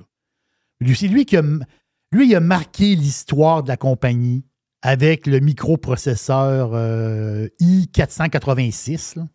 Donc, cette espèce de super puce-là, à l'époque, c'est cette puce-là qui a démocratisé, autrement dit, l'ordinateur personnel. Mais lui, ça fait quoi, 30-35 ans qu'il est chez Intel? Mais là, ça chauffe dans la bâtisse. Puis le gars, il n'est pas à bout d'âge. Il n'a pas 90 ans, le gars. Là. Mais là, ça chauffe un peu, puis là, on a besoin de lui. Le gars, il crisse son camp. Il a pris sa retraite. Overnight. Boum, il prend ma retraite. Hein, t'as peu, là. Wow. T'as peu, là. Le bateau, ça brasse, là. Non, lui, il a pris le bateau de secours, puis il est parti. Lui, il dit, je prends ma retraite. Salut. Goodbye. Au revoir. Organisez-vous. Il est parti qu'il y a un genre de package, 12-15 millions, je ne sais pas trop. Goodbye. Puis la fin, c'est que la décision n'était pas. Dans un an, monsieur va prendre sa retraite. Là. C'est pas ça. Là, c'est le gars, c'est sa vague, ça brasse. L'action a perdu 50 % de sa valeur. Là. L'action d'Intel a commencé l'année dans le coin de 42 piastres. 42, 43, 45, je vois de même. Là. On est à quoi, 22 présentement? Il y a du cagé, là. Beaucoup de cash, là. By the way, le stock a fait un lot à 18$ à un moment donné. Je pense que c'est au début septembre. Intel a effacé 10 ans de bourse. Le stock CRIF est au prix de 2014. Bonjour. Non, c'est un désastre. Mais là, cette compagnie-là n'est pas à terre, dans le sens qu'elle n'est pas en faillite. C'est pas ça. Là. C'est qu'à ce moment, on a besoin de tout le monde. Et tu as besoin de tout le monde, Christophe, et le gars s'en va. Hey, c'est bol. Là, en ce moment, ils sont en train de travailler pour trouver un kingpin, pour prendre la place, autrement dit. Est-ce qu'Intel, ça c'est la question légitime, mais est-ce qu'Intel, présentement, ça peut être un bon play au prix que l'action est là? Peut-être que oui. Dans le sens, tu achètes le bottom. Est-ce que c'est le bottom? Il était à 18$ le bottom. Lui, il a remonté à 22. Est-ce qu'il peut taponner longtemps de même? J'en ai aucune idée. Aucune idée. C'est sûr que ça va prendre un coup de barre. Ça va prendre... Mais Intel a beaucoup d'investissements. Ils continuent de patente, sauf qu'il faut qu'ils rattrapent le retard. Ils se sont fait dépasser. Puis il faut qu'ils reprennent ça. Puis Qualcomm mange beaucoup de parts de marché. Puis les autres aussi. Là, les Taiwan semi-conducteurs, puis des autres. Là. Donc, Intel, présentement, c'est-tu un genre de bottom fishing intéressant? Il y a du monde qui attend de voir, justement, je disais quelques affaires là-dessus. Il y en a qui attendent de voir c'est qui va prendre la place. Donc, il y a encore des investisseurs qui veulent, un peu comme Warren Buffett quelque part. Buffett, lui, il aime... Buffett, quand il a investi dans Apple, c'est qu'à un moment donné, il est allé manger un cornet de crème glacée avec Tim Cook. Buffett, il a un lien avec les boss. S'il n'aime pas le boss, il n'achète pas Buffett. Ça, vous pouvez être sûr. Donc, en ce moment, on dirait qu'il y a comme une attente par rapport à Intel. Peut-être que s'il nomme quelqu'un de vraiment... qui va faire l'affaire, je ne sais pas qui peut aller là, je ne m'y connais pas du tout, mais sauf que si quelqu'un peut faire...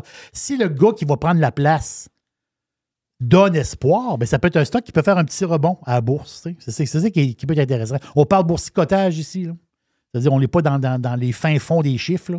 Et on ne fait pas de recommandations d'achat. On ne fait pas de recommandations. Il faut tout le temps le dire parce que... Hein? Non, mais il faut le dire. Exact. Non, mais c'est ça. Parce qu'on peut dire ce qu'on a dans notre tête, on peut donner notre avis, mais c'est jamais des recommandations. Exact. Ce que tu entends, tu en fais ce que tu veux. Puis c'est comme ça. C'est comme ça que c'est. Ça, c'est le fun. Oh. Et voilà pour la boîte version boursicotage de Jerry, plus de boursicotage dans la version Prime de Radio Pirate. Après, Joe Hamel en direct d'Europe et Frank avec Yann un peu plus tard. Il y a une petite boîte. Radio Pirate. Ah, mes chers auditeurs. Radio Pirate. Jeff Fillion.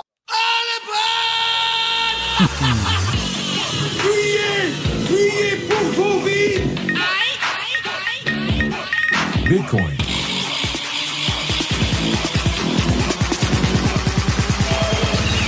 Drill, baby, drill, right? Drill, baby. Oh, yeah.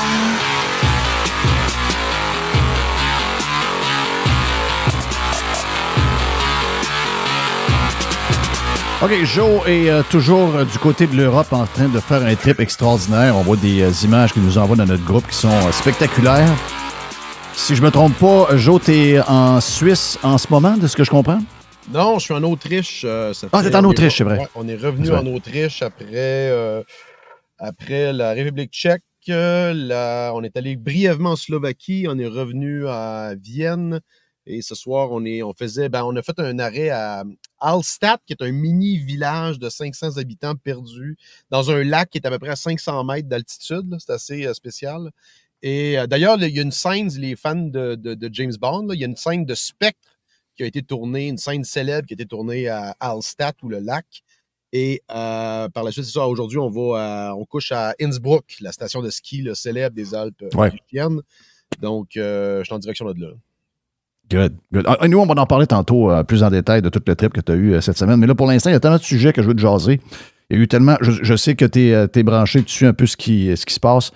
D'abord, je sais que c'est pas dans les sujets que tu m'as envoyés, mais je veux quand même t'entendre sur un autre patente liberticide qui est arrivé au Québec où on enlève encore des droits sur les histoires de médecins, de jeunes médecins. D'abord on contingente le nombre de médecins qu'on forme probablement pour avoir les attentes qu'on a. Le gouvernement ne veut pas nous soigner tant que ça. Ça, c'est Dixie, mon chum Jerry, il y a quoi, une semaine ou une semaine et demie. Puis là, en plus, pour les décourager encore plus, on va leur exiger un contrat de 5 ans pour qu'ils soient absolument dans le secteur public parce qu'on veut tuer le secteur privé à petit feu, probablement. Donc, on va leur faire signer un contrat et si jamais ils ne respectent pas ce contrat-là, on parle d'amende que les politiciens n'ont pas sur toutes les décisions qu'ils prennent à chaque jour, d'amende qui pourrait aller jusqu'à 200 000 $ jour. Encore une fois, c'est le biais d'action, c'est-à-dire qu'on attend que la situation dégénère jusqu'au point où on veut que le gouvernement fasse quelque chose, puis là, ils sont souvent portés. Je voyais une très belle citation de Joanne Marcotte là, sur Twitter qui disait que quand les gouvernements sont pris dans un coin, c'est là que les mauvaises décisions sont prises, souvent les décisions liberticides où ils vont justement légiférer pour obliger ou interdire quelque chose. Et ça, c'est vraiment la méthode de la CAQ, là, c'est toujours autoritaire, c'est toujours dans le but d'interdire ou de forcer quelque chose. Et là, c'est encore le cas avec... et ça n'adresse aucunement les problèmes du système de santé. Là. Les problèmes du système de santé, c'est un problème d'offre. C'est un problème d'incitatif aussi. Le système public, de manière inhérente, n'a pas les incitatifs requis pour livrer le plus d'actes de soins possible, comme c'est le cas dans le privé. Donc, on peut garder une assurance. D'ailleurs, c'est comme ça partout dans le monde, Jeff. Là. Il n'y a pas une place au monde où le système québécois est copié. Combien de fois il va falloir l'expliquer, ça? C'est copié de personne, notre système, où il y a l'assureur universel, mais aussi le prestataire, le fournisseur de soins, universel aussi. Tout est dans le public, à part quelques petites chirurgies qui sont au privé. Là. Mais la grande fraude de ce modèle-là, le plus grand mensonge de toute notre existence en tant que Québécois, c'est que le système de santé est gratuit et nous couvre tous. Et le plus grand mensonge, Jeff, il y a un peu la merde sur Twitter, c'est que les plus belles femmes sont au Québec. Je vous confirme que non. Ouais, ça c'était. Mais regarde, ça prend des légendes. Il y a comme des phrases légendaires qui se promènent au Québec depuis longtemps. Mais une des choses qu'on peut. Mais une des choses qu'on peut plus, qu'on est certain, c'est que les Québécois n'aiment pas la liberté. Ils aiment un genre de gouvernement autoritaire. Les réactions à cette patente-là sont capotées. Là. Ça applaudit beaucoup plus que, finalement, donc on entend des commentaires, comme tu viens de dire, beaucoup d'applaudissements dans les médias traditionnels, un peu les mêmes qui ont fait la même chose pendant la COVID. Les Québécois, en général, semblent accepter parce qu'il y a beaucoup de jalousie. On aime avoir le médecin quand on a besoin, on est malade, mais quand on n'a pas besoin de lui, le médecin, c'est un assis de crasseur, il gagne trop d'argent, il travaille pas fort, etc., etc. C'est toujours ça. Donc, la réaction... On aime serrer la vis à des gens qui gagnent bien leur vie. Enfin, ils vont faire leur temps dans le public, là, les maudits médecins, là. En fait, ils vont juste aller ailleurs. Les bons vont aller ailleurs, comme c'est le cas dans plein d'affaires, comme c'est le cas dans plein de domaines, les bons vont ailleurs. Dans tous les domaines. Là, maintenant, même dans le hockey. Je veux dire, tu as vu comment maintenant le hockey junior universitaire américain est populaire versus la junior majeure. C'est un exemple, tu vas dire, c'est complètement sorti du champ gauche, mais c'est un exemple où les gens ont des meilleurs incitatifs et de meilleurs plans de carrière à l'extérieur. Et ça va juste s'amplifier avec le Québec, là, avec les médecins. Les gens vont avoir un incitatif de plus pour aller ailleurs. Et on n'adresse pas, encore une fois, les vrais problèmes du système de santé. C'est toujours la CAQ, là, c'est dangereux parce que c'est un gouvernement en fin de régime. Là. Ils vont vouloir, là, il y en a qui veulent faire leur marque, il y a des petits power trips là-dedans. Là. Ça va impressionner les petits attachés politiques de 28 ans, là, puis là, ça veut faire des power moves. Fait que c'est ça, là, en gros. Là. On a vu quel genre de move que c'est la même chose au niveau, là, tu vas voir au niveau de la langue avec Jolin Barrette. La CAQ va être très autoritaire et direct dans ses politiques vers la fin. Il y a des gens, il y a des ministres en tant que tels qui vont tenter de se démarquer avec des coups d'éclat comme ça. Là. Mais ce genre de décision-là, c'est quand même, comme tu dis, c'est comme dans un gouvernement qui est rendu au bout du rouleau. Ça ressemble de plus en plus à ce qui se passe avec Trudeau. Parce que quand on regarde les sondages, je ne sais pas si tu as vu, il y a un sondage qui est sorti dans l'actualité. Les pourcentages sont plus ou moins importants parce que la CAQ est deuxième. Mais c'est quand tu y vas par comté. la CAQ pourrait être éliminée quasiment complètement. Il pourrait avoir entre 0 et 11 députés, je pense, c'est de mémoire. Le Parti conservateur aurait plus de députés que la CAQ. Donc, malgré le pourcentage, vu que le trade se fait carrément avec le PQ, la CAQ est rayée de la carte s'il y avait une élection en ce moment. Donc, ça enlève un peu comme on le dit, parce qu'on le dit régulièrement sur Trudeau, qu'il est comme illégitime quand on regarde comment les gens ne veulent plus l'avoir. Puis là, Legault a senti le besoin, suite à ce qu'on a déclaré la semaine passée, que Mario Dumont attendait de prendre sa place pour essayer de remettre la CAQ sur la traque. Le premier ministre a dû hier faire fi de ces rumeurs-là, puis il a confirmé qu'il allait être là à la prochaine élection, ce que moi, je ne crois pas du tout. Mais c'est un gouvernement qui est vraiment à la même place que Trudeau est. Et tu as raison, c'est le genre de moment où ces gouvernements-là, en panique pour essayer de regagner l'électorat, vont prendre toutes sortes de décisions complètement folles, puis ça, c'en est une, ça. Non, absolument. Puis écoute, je t'écoutais, je pense, hier, pendant mes nombreux déplacements, j'ai eu le temps de me rattraper dans quelques podcasts. Puis j'écoutais ton analyse je suis très d'accord là, que la CAQ va disparaître. C'est une anomalie, là, la CAQ. Là, ça va disparaître. Il n'y a pas de fondement idéologique. C'est un ramassis de péquistes et des quelques losers du PLQ. Là. Mais en gros, c'est des péquistes. Donc, ils vont retourner au PQ. Et le parti d'opposition, pour le moment, qui devrait... dans le meilleur des cas, peut-être le gouvernement, mais avec les appuis actuels, là, c'est plus de chances que ce soit l'opposition. Mais je pense que l'avenir, d'ailleurs, parce qu'il y a un mouvement conservateur au Québec qui est en train de se dessiner chez les plus jeunes, mais aussi chez les anglophones. Je regardais des sondages extrêmement intéressants, Jeff, notamment à Laval et sur l'île de Montréal pour les conservateurs fédéraux, où ils prendraient peut-être 2 ou 3 comtés. Donc ça, c'est majeur, des percées dans la forteresse rouge. Et ça pourrait se traduire aussi au provincial. Donc, tu sais, techniquement, moi, ça a toujours été le plan du PCQ que j'ai tenté d'enfoncer dans la gorge des idiots qui géraient la campagne de 2022 au PCQ, là. C'est que le PCQ devait devenir le PLQ d'avant, c'est-à-dire des comtés anglophones à Montréal, puis Québec, la Beauce, le Saguenay-Lac-Saint-Jean et les régions ensuite. C'est comme ça que tu gagnes le gouvernement. Toutes les autres petites comtés de péquistes là, sur la rive sud, la rive nord, ça restera au PQ, on s'en sac. C'est ça le futur du PCQ, c'est de devenir un parti qui est, en fond, géographiquement et en termes de comtés, c'est les comtés que le PLQ avait avant. Puis on l'a vu, il y a des comtés où le PCQ a eu presque 30% là, sur l'île de Montréal. C'est quand même incroyable, ça. Là. La CAQ a disparu complètement, puis on le voit encore. Qui est là? Je vois des tweets de Pablo Rodriguez qui se compare à Robert Bourassa. C'est des socialistes. Ça n'a rien à voir avec le PLQ de l'époque. Donc, il y a un appétit, je pense, pour Éric Duhaime. Il doit parler plus en anglais. Il doit aller chercher la clientèle anglophone. Il doit doubler les interventions. Puis depuis un bout, là, il est bon avec toute l'histoire des pertes là, dans le secteur batterie, etc. C'est le seul qui questionne. C'est lui l'opposition officielle au Québec là, actuellement. Là. D'ailleurs, je parlais à quelqu'un du monde des médias, puis je disais, donner plus d'espace. Je sais que donner de l'espace à Éric Duhaime, c'est de le rendre plus populaire, puis probablement c'est d'élire peut-être une dizaine ou une douzaine de députés à la prochaine élection.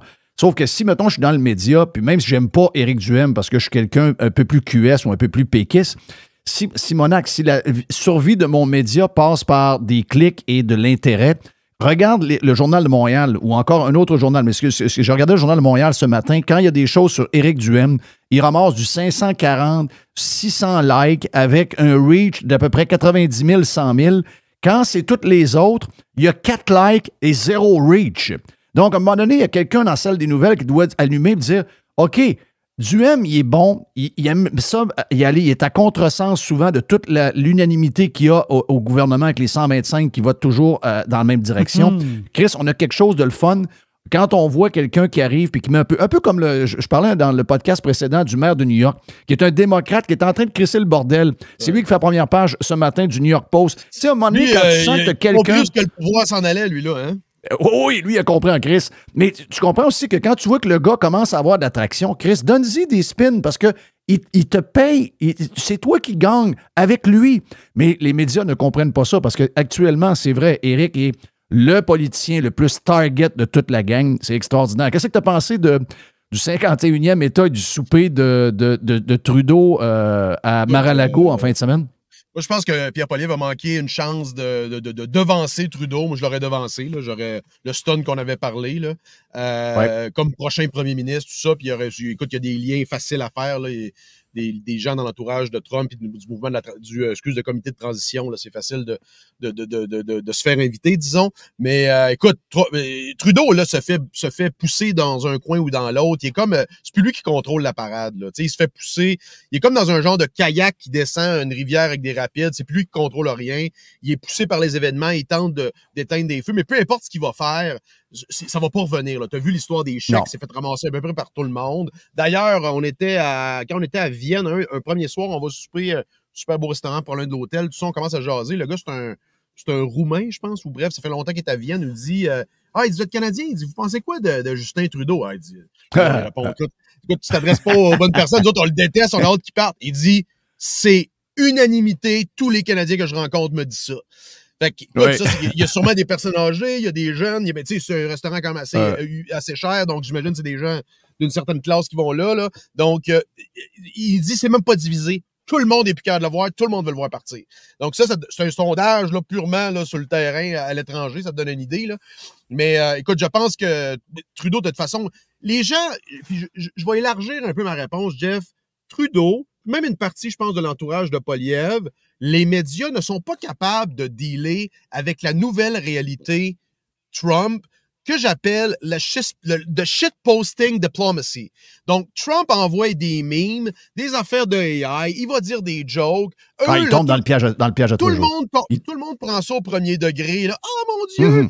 Fait que là, le monde réagisse au premier degré avec ça, mais vous seriez mieux avec quelqu'un, esti, qui n'a aucune formation politique, puis qui connaît toutes les jokes Internet, puis comment fonctionne la culture Internet pour commenter la politique, que les idiots qu'on a sur les panels actuels qui ne comprennent absolument rien de ce qui se passe dans la dynamique de communication de la campagne de Trump.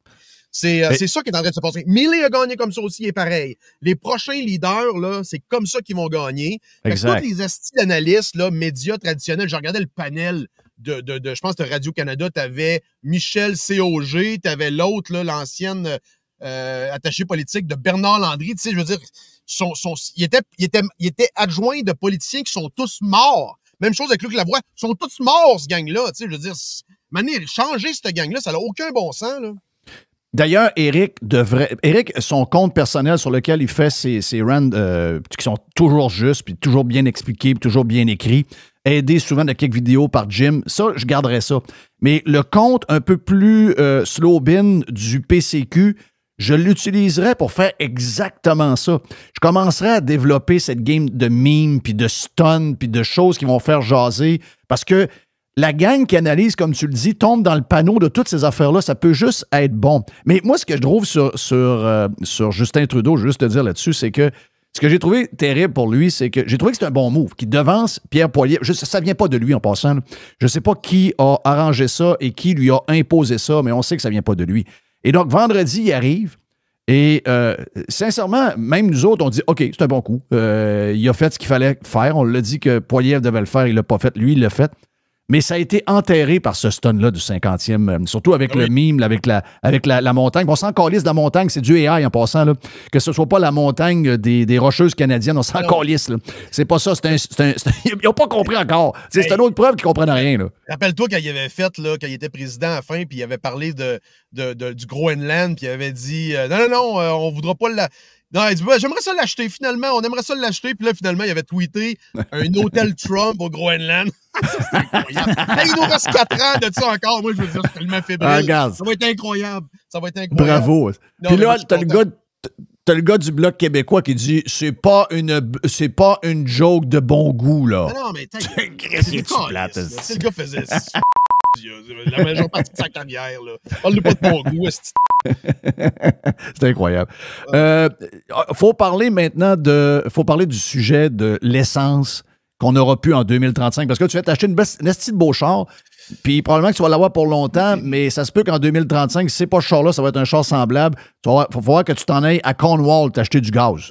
Écoute, ça. D'ailleurs, tantôt, j'ai tanké. On a pris le gaz, tu as 100, tu as 98 puis 95. L'essence, le taux d'octane est plus élevé. Et ça m'a coûté 3 $, et en équivalent canadien, 3,50 $ le litre avec le Wow. sang. Là. Et, le 95, c'est assez, là, apparemment. Fait que je vais arrêter de mettre lui. Mais non, écoute, long story short, cette déclaration-là de Benoît Charette est totalement, je veux dire, c'est surréaliste. Premièrement, Benoît Charette fait une affirmation qui n'a aucune assise dans la réalité. Le pétrole, c'est le plus gros marché au monde. OK? Là, c'est pas quelque chose là, d'à peu près ou d'aléatoire, où je veux dire, il y a des contrats à terme sur plusieurs années. Il y a des compagnies, là, Jeff, tu sais, prends juste un autre chum dans les compagnies aériennes, là, comme Jerry, les gars de Jet, tout ça, là. Comment tu penses que tu achètes de fuel par année? Fait que toutes ces compagnies-là sont hedgées sur le prix du mazout, par contre, du jet fuel. Il y a des énormes compagnies comme des mines en construction qui sont hedgées sur le prix du diesel pendant 2, 3, 4 ans. Donc, tous ces indicateurs-là, je veux dire, les marchés financiers n'entrevoit pas une pénurie telle que le dit Benoît Charette. Là. Donc, lui, c'est lui qui était un professeur, ça, avant. C'est-tu lui, ça? Lui, il faisait quoi dans la vie? Je sais pas qu'est-ce qu'il faisait, lui. J'ai aucune idée. Sérieusement, j'ai aucune idée. Je vais te le dire. Renvoyez-moi ça à l'école primaire ou secondaire, puis je veux dire, ces gens-là n'ont pas d'affaires au gouvernement. Là. C'est une affirmation incroyable que quelqu'un du Conseil des ministres peut dire sur la première page d'un grand journal qui va avoir plus d'essence en 2035. C'est absolument irresponsable et c'est vérifiable dans les secondes près. Là. Les journalistes auraient dû le questionner, ils auraient dû être challengés. Ce gars-là devrait être ridiculisé au téléjournal du soir. Il aurait dû être invité à RDI Économie pour demander de justifier son point. Il aurait été démoli dans les secondes qui auraient suivi. Mais c'est ça le plus drôle. C'est ça le plus drôle. C'est qu'à part nous autres, il n'y a aucune réaction. Tout le monde gobe ça comme si c'était normal. C'est une déclaration de malade, ça, là. C'est une des déclarations les plus sautées de l'histoire. Il n'y a pas d'adulte en charge au Québec. Okay, je vais vous le dire, c'est ça la réalité. Il n'y a pas d'adulte en charge. Les boomers sont en fin de carrière dans leur rôle de management, sont au chalet. Le reste en bas, il n'a pas une esti qui ouvre sa boîte. Puis tu as le gouvernement, puis tu as les syndicats de l'autre bord, puis tout le monde se couvre le cul. Puis tout le monde regarde ça comme des chevreuils regardent les lumières de char sur le bord de la 20. Il n'y a pas personne en charge de ça. C'est complètement débile. Fait que tu as des comme Charette et des sbires comme Jolin Barrette qui sont capables de pousser des affaires complètement débiles sans que personne dise rien parce qu'il n'y a pas de société civile, il n'y a jamais de contrepoids, puis il n'y a jamais de pushback de la communauté d'affaires. Et ça, c'est complètement débile. Là. Je veux dire, c'est pas supposé passer. Puis après ça, ces gens-là viennent nous faire la leçon sur la désinformation. Christ, c'est le plus grand mensonge jamais dit sur la page couverture d'un média, là. Oui, puis c'est ça, en plus arrangé avec la gang de Québécois qui avait planifié un genre de dossier pendant 4 jours. Donc tout ça était patenté par la gang. Regarde, si tu veux qu'on saute là-dessus, là, je suis sur un bon mot, il faut que je te parle de ça. J'ai fait un TikTok là-dessus, je me suis relancé, là, j'étais un peu lazy avec mes TikTok. Tout ça, c'est drôle, je suis pas un gars de vidéo, je suis un gars d'écriture. Faut que je me mette plus dans. C'est tellement facile de faire une vidéo, mais c'est pas dans mes. Tu sais, même les appels, des fois, moi, je suis un gars de texte ou de email. Faut que je me mette un petit peu plus dans ce mood-là. Là. Mais bref, j'ai fait un petit. Je marchais le matin à Vienne, je vais aller voir ça, cette ville-là. Fait que je commence à me promener. Puis écoute, c'est une ville incroyable. Là. Je pense que c'est une des plus belles villes du monde. Là. C'est littéralement. C'est très impressionnant. L'ampleur des monuments, des bâtiments, des musées, les grandes places. Et il y a une espèce de grand cercle autour de la ville, qui est une espèce de la plus grande artère, si tu veux. Et c'est fascinant, cette artère-là, Jeff, parce que tu as une espèce de petit parc sur le côté avec une place pour marcher, tu as une piste cyclable, puis la grande allée où les voitures passent, ben tu as à peu près trois voies automobiles, puis chaque côté des voies automobiles, tu as un tramway dans chaque sens. Fait que tu vois, c'est possible de passer ces lignes de tramway-là sans... C'est quand même assez étroit, honnêtement. Là. C'est quasiment étroit comme une piste cyclable, cette affaire-là. Les tramways sont pas très larges, puis ça fait la job. Donc, c'est possible de bâtir des systèmes de transit comme ça. Puis il y a un métro, puis il y a des autobus en plus. Mais les rails, je veux dire, tu sais, les autos passent par-dessus, là. C'est pas une dalle. Oui, il n'y a pas de plateforme, là. C'est pas vrai que pour bâtir ces systèmes de transit-là, tu as besoin d'éliminer l'auto. Puis ça, c'est un des plus grands mensonges de la gauche radicale, puis des médias, puis de toute cette gang de communistes-là qui ont noyauté à peu près tous les leviers de gouvernement, tous les paliers de gouvernement. L'idée que l'Europe a comme remplacé la voiture par des systèmes de transport en commun. C'est totalement faux. J'ai fait à peu près toutes les grandes villes d'Europe. Puis là, ils vont vous parler de Copenhague. Comment Copenhague? Les gens sont en vélo. Je m'en crisse de Copenhague, OK? Moi, j'étais allé à Berlin, Francfort, Vienne, Paris, Lyon, Asti, Rome. Il y a des chars partout dans ces villes-là. Tu rentres dans ces villes-là, les autoroutes ont 4, 5, 6 voies. Il y a des autos partout, ça se parque. Puis sais-tu quoi? Des autos électriques, il y en a. Écoute, j'ai fait 2000 km. Là. Je suis sorti le char d'usine, il y en avait 8, il est rendu à presque 2000. Comme j'ai vu de Tesla sur la route dans 4 pays à date, j'en ai vu moins de 10. OK? Il n'y en a pas. Il n'y a pas de Tesla, il n'y a pas des autos électriques, il y en a un petit peu, là, des Renault, là, toutes les chiasses locales. Là. Mais dans les villes, en général, quand tu prends les autoroutes, quand tu te promènes entre les villes, tu vois 0 véhicule électrique. C'est dans le gaz puis dans le diesel à côté. Fait que l'idée que c'est en train de disparaître puis qu'il faut suivre l'exemple de l'Europe, c'est un mensonge incroyable.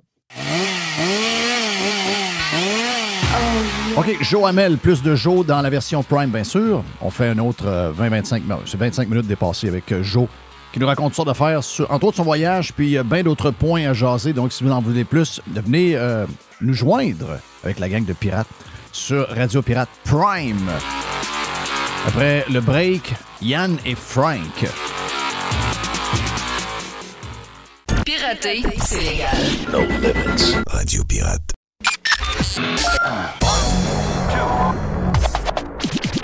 I love it. Listen. Radiopirate.com. Radiopirate.com. Radio Pirate.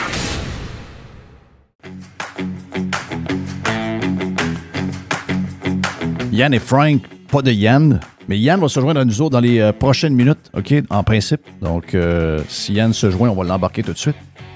Yann, pas Yann, mais Frank, t'es salué, mon ami, comment tu vas? Yes, ça va très bien, vous autres? Good, très bien. Il y a du stock. Yes. Ouais. Est-ce que c'est... Qu'est-ce qui fait qu'on a autant de nouvelles maintenant comparativement à avant? C'est-tu à cause de la bébite qu'on a créée qui est, mettons, le genre de X? X est probablement la plus grande source de nouvelles à la plus grande vitesse. Tu sais, à un moment donné, on avait un journal le matin. Quand on était jeune, il y avait le journal le matin. À la radio, il y avait des nouvelles aux 15 minutes. Pas aux 15 minutes. Aux 45 minutes, c'était des nouvelles réseau. À quart, c'était des nouvelles locales. Puis, il y avait le téléjournal à 6 h le soir, puis à 10 h, puis après ça, c'était fini. Là, il est arrivé les CNN de ce monde, il est arrivé les télévisions continues, après ça, les sites web de journaux qui étaient mis à jour au moment où la nouvelle arrive. Puis là, arrive l'histoire de X puis des réseaux sociaux. Est-ce qu'il y a plus de nouvelles? Est-ce qu'il y a plus d'événements? Est-ce qu'il y a plus de spectacles? Ou c'est le fait qu'on est dans une bébite de même? Ouais. Je veux répondre avant Frank. Excuse-moi, Frank. Vas-y. Je vais te dire pourquoi. C'est quoi? Parce que les gouvernants sont de plus en plus caves. C'est pour ça qu'il y a une tonne de nouvelles. Parce que ceux qui nous gouvernent, que ce soit ici, que ce soit ailleurs, moi, j'ai jamais vu une trolley de weirdo de même. J'ai jamais vu ça. Là. Ouais, c'est sûr qu'on n'est pas grillé, il faut se le dire. Là. Est-ce qu'on l'a déjà été? Ça, c'est la question qu'on se pose. Mais ça, au niveau... Mais t'as raison, parce que tu sais, des fois, on a l'impression que les gens du temps étaient meilleurs que ceux d'aujourd'hui, mais on ne les connaissait pas comme ceux d'aujourd'hui. Aujourd'hui, ils se déshabillent devant nous grâce justement à la machine de médias sociaux qu'on a et tous les nouveaux phénomènes. Donc, on a... Et c'est maintenant aussi les stars du moment. C'est-à-dire que dans le temps, c'était Jimmy Page, la star. C'était Freddie Mercury. C'était Bruce Springsteen. C'était tel acteur. C'était Rocky. Il y avait des vrais stars. Il y avait un star system. Là, aujourd'hui, le star system, c'est devenu c'est le système politique qui a pris la place de tous ces artistes-là parce que là, maintenant, il y a tellement d'artistes qu'on n'est plus capable de s'accrocher à un. On ne connaît plus les acteurs parce qu'il y en a 5 millions. Il y a 5 millions de chanteurs et de chanteuses. On ne les connaît pas, à part Taylor Swift. Donc, c'est plus comme avant. Donc là, on s'est retourné vers la politique. La politique est devenue le nouveau star system comparativement aux années 70 et 80. Oui, et puis tu sais, la raison pour laquelle je pense ça un peu, c'est que si tu fais le parallèle avec les artistes, tu sais, les artistes du temps qu'on idolâtrait puis qu'on aimait, ben un jour, ils publient leur autobiographie ou quelqu'un publie une biographie sur eux autres, tu te rends compte, c'est des hosties de vidange, là, au final. Pour la plupart, là, des vies tout croches, des drogués, des alcooliques, des batteurs de femmes. Tu sais, je veux dire, pour beaucoup, c'était des gens avec une vie Tu te dis, ouais, finalement, c'est vraiment une bonne idée que j'avais d'aimer cette personne-là. Ou, je veux dire, je sais pas comment le dire, mais tu te rends compte que tu as admiré des gens qu'en réalité, c'était des humains exécrables. Puis on pourrait donner une tonne d'exemples à ça, là, mais tout ce qui tourne, tout ce qui touche au milieu des artistes rock des années 60, 70, 80, tu lis leur biographie, tu te dis, mais mon Dieu, mais c'est épouvantable. C'est du monde qui avait aucun jugement, faisait n'importe quoi. Pour beaucoup d'entre eux, des têtes de linotte qui se faisaient arnaquer par tout le monde qui tournait autour d'eux autres. Tu te dis, c'est pas du monde, finalement. J'ai pas à envier ces gens-là moralement et intellectuellement pour la plupart. Mais on le faisait pareil. Fait que tu te dis, si j'avais pu connaître comment était, je sais pas moi, Mackenzie King, était-tu si cool que ça? Ou mettons, je l'avais connu dans la vie privée, je me serais dit, quel tout croche. C'est ça qu'on sait pas, dans le fond, on le saura peut-être jamais. Fait que, les politiciens d'aujourd'hui sont-ils pires qu'avant? Ça, c'est l'éternelle question. On a l'impression que oui, là, quand tu compares avec tu te dis, il me semble que je regardais au panel de Patrice Roy, là, Jean Charest, là, tu compares ça avec Legault, tu te dis, Chris, on a dégringolé d'une coupe de marche juste depuis ce temps-là. Là. On a vraiment pris une drop. C'est pas le fun pour Legault, là. C'est pas un gros point positif pour Legault parce que Charest, déjà, on avait descendu une coupe de marche. Oui, mais même ça, là, faites le test. Ceux qui n'ont pas écouté l'entrevue, là, faites le test. Là. Tu vois que le gars, il a de l'air au courant. Il sait qui est autour de la table avec Trump. Il connaît le nom des ministres. Il connaît les affaires. Il connaissait les enjeux. Il savait par cœur des affaires que tu dis, bon, un premier ministre, normalement, devrait savoir ça, devrait être à ce niveau-là. Puis comparer ça avec le point de presse avec l'autre. Là, tarif, là, c'est dangereux, là, tu sais, qui nous parle des attardés mentaux. Mais ça a été le début, pareil.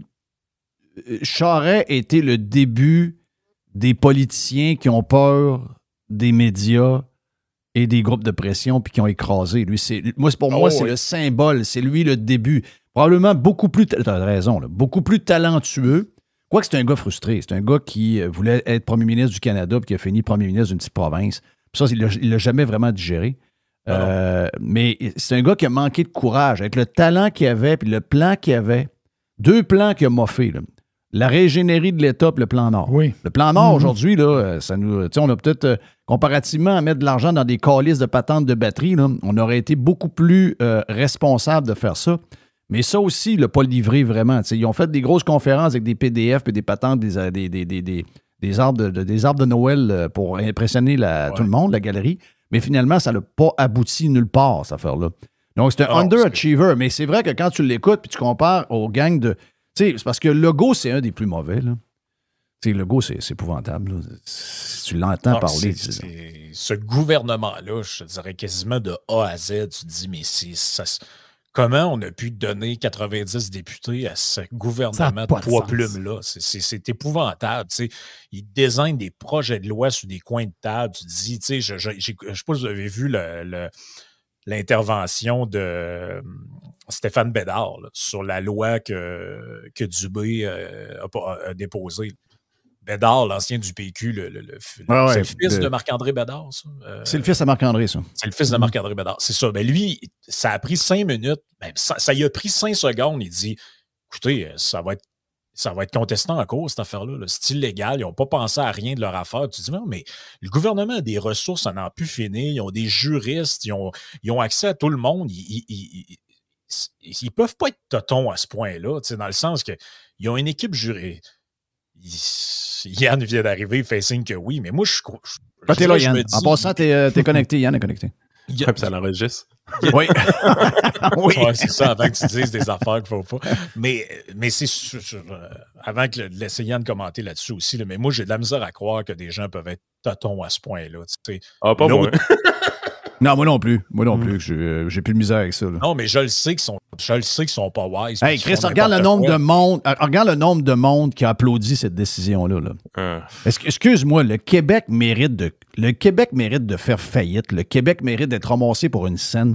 Chris, on fait tout ce qu'il faut pour disparaître. Tu sais, je veux dire, il n'y a rien de plus fondamental que de laisser le choix à des gens qui viennent d'investir du temps comme ça se peut pas pour être médecin. Puis effectivement, j'ai hâte de voir. Moi, je ne suis pas comme Stéphane Bédard. Je connais très bien Stéphane, c'est un ami de la famille, puis c'est un gars que je respecte beaucoup. Puis c'est un gars qui, écoute, Marc-André, je le connais très bien aussi, puis c'est des gars qui ont toujours été proches de la loi, sauf que les juges d'aujourd'hui, moi, je l'ai constaté à un moment donné, là, les juges d'aujourd'hui, c'est des gens qui sont nommés par la politique. À un moment donné, ils étaient nommés par la politique. On avait l'impression qu'il y avait une séparation pareille entre le politique puis le monde, soit civil ou criminel. Mais là, à cette heure, les juges, on l'a vu pendant la COVID, les juges, si vous ne pensez pas que les juges vont vous donner un break sur l'histoire qui vient d'arriver là, qui est liberticide à mort, les juges vont livrer ce que les politiciens veulent. C'est la société dans laquelle on est. Peut-être que c'est pas le même des années 70. Peut-être que les juges avaient vraiment assez de courage, puis assez de caractère, puis assez de front de cochon pour dire, regarde, j'ai été nommé par le parti, mais c'est pas grave, on va leur virer dans mes shorts. Aujourd'hui, ça n'existe plus. Donc, c'est pour ça que la nuance que la virgule que je ferais à ce que tu viens de dire, c'est juste que on savait que la loi 21 pouvait être contestée devant les tribunaux, alors que la loi 21 puis la loi 96, tu peux utiliser la clause dérogatoire pour dire, pour un temps limité, on limite pour une période de 5 ans, puis c'est revoté aux 5 ans, on va limiter des articles de la Charte des droits et libertés, puis c'est la liberté de conscience, liberté de culte, tout ça. Ça, si tu peux le faire légalement, la liberté de circulation au Canada, là, le fait que moi, je peux aller vivre en Ontario, là, tu peux pas m'empêcher ça. Legault, il se promenait hier en disant on va utiliser la clause dérogatoire. On s'en parle. Y a-tu quelqu'un qui peut lui dire que c'est même pas légal ce qu'il dit? C'est écrit dans la charte. C'est écrit dans la charte. La clause dérogatoire ne s'applique pas à l'article 6 qui dit qu'au Canada, tu peux aller vivre où tu veux. Il n'y a aucun gouvernement qui peut t'empêcher de faire ça. Mais comment ils vont faire? Eux autres, ils disent, si tu sors de l'école en médecine, tu décides d'aller vivre en Ontario parce que, je sais pas, si ton chum est dans l'armée, puis toi, tu t'en vas suivre à Trenton, tu t'en vas médecin en Ontario, on va te faire une amende de 100 000 pour ça. C'est illégal, ce truc-là. Oui, c'est de la folie, de la pure folie. De la pure folie, mais c'est tout basé en plus sur du mensonge. Quand tu regardes, l'histoire, on est rendu à 600-700 000 pour supposer. Si on est rendu à 600-700 000, former un médecin de famille. Ça ne marche pas, ça. Il faut calisser le système d'éducation et universitaire à terre. Mais je crois pas. Non. La moyenne américaine, c'est 238 000. On dit que les États-Unis d'Amérique, c'est un des systèmes d'éducation les plus dispendieux. Nous autres, on dit qu'on a un des systèmes les moins dispendieux. On parle surtout des frais que les usagers paient, mais même au niveau de l'administration, puis des programmes, etc., on est supposément meilleur que tout le monde. Chris, c'est 238 000 en moyenne dans le secteur privé des universités ou public, en moyenne 238 000 former un médecin et 600 000 au Québec. Soit qu'on est des estimes menteurs ou on est des méchants de pioches, puis il y a du monde qui nous faut quelque part. Oui, puis ça dépend, c'est comment ils ont fait leurs études ou leur analyse, plutôt parce que ça ne doit pas être une étude. Mais, tu sais, je veux dire, la journée que tu as un médecin résident, si tu considères qu'il est encore en formation, puis ce que tu dépenses pour lui, ça fait partie de ses coûts de formation, ça ne marche pas. Ben non, parce que le gars, il est en train de te donner des services sur le plancher. Il fait un job, là. Et whatever, hein, que ce soit 200 ou 700, ça change strictement rien. Il y a une chose qui est sûre. C'est un fait. Il y a des éléments qui sont vrais dans ce projet de loi-là ou dans la présentation du projet de loi. Est-ce que c'est normal qu'un médecin paie des frais de scolarité complètement ridicules, étant donné la carrière qu'il va avoir plus tard? La réponse est non. Il devrait payer plus cher. C'est vrai pour les médecins, c'est vrai pour les ingénieurs, c'est vrai pour les pharmaciens, c'est vrai pour les actuaires, c'est vrai pour toutes les professions libérales qui t'amènent à des très, très bons salaires. C'est pas normal que tes frais de scolarité soient infiniment petits. Mais j'ai juste une question. C'est vrai aussi pour l'anthropologie, la psychologie. Oui, mais est-ce que le système que tu me dis, est-ce que ça baisse mes impôts? Ben écoute, normalement, ça devrait. Normalement. Non, ils vont charger 5 000 de plus à celui par année, à celui qui va être médecin. On n'aura pas de baisse des impôts. C'est ça qui me fait chier. Puis moi, à l'inverse de toi, tu viens de le dire à la fin, moi, à l'inverse, là, c'est le contraire que je ferais. Toutes les hosties de cours inutiles, je les chargerais le gros prix, tabarnak, pas qu'il y a. Tout ce qu'on a besoin. On a-tu besoin de médecins? Hein, Chris, ça te coûtait 2 000 par année, ça ne coûtera plus rien. Moi, même, tu as donné 10 000 par année que tu sois médecin. Ouais, mais toutes les hosties d'anthropologues, puis les patentes de communication, puis les histoires d'historiens, puis tout ce que tu veux, ça va être 25 000 par année. Si tu veux rien faire dans ta vie, parfait, mais tu vas payer ton éducation. Moi, j'irai à l'envers. C'est l'autre hypocrisie, ça. On nous dit, il manque de médecins, manque de médecins, manque de médecins. Man, t'es tout en train contingenté à mort. Ben, c'est ça. Tu es en train de me parler d'un cours contingenté. C'est qui contingente? C'est toi? Ben, Chris, ouvre les valves. Tu sais, je veux dire, On n'a pas ouvert les valves alors qu'on on remplace des médecins de famille qui avaient des tendances à travailler 60, 65, 70 heures semaine parce qu'il y avait des pensions à 4 madames à payer dans le passé parce qu'il s'est divorcé 3 fois. Là, on remplace ces médecins-là par des jeunes femmes qui veulent avoir une vie familiale puis travailler 30-35 heures semaine peut-être. Vous comprenez que pour m'en remplacer un sans... Puis t'as des gars qui veulent faire du vélo aussi. Là. Oui, mais ce que je veux dire, c'est que pour remplacer 2 médecins classiques qu'on avait à l'époque, ça prend au moins 3 médecins aujourd'hui, peut-être 4. Oui. Tu sais, je veux dire, puis est-ce que je peux leur en vouloir?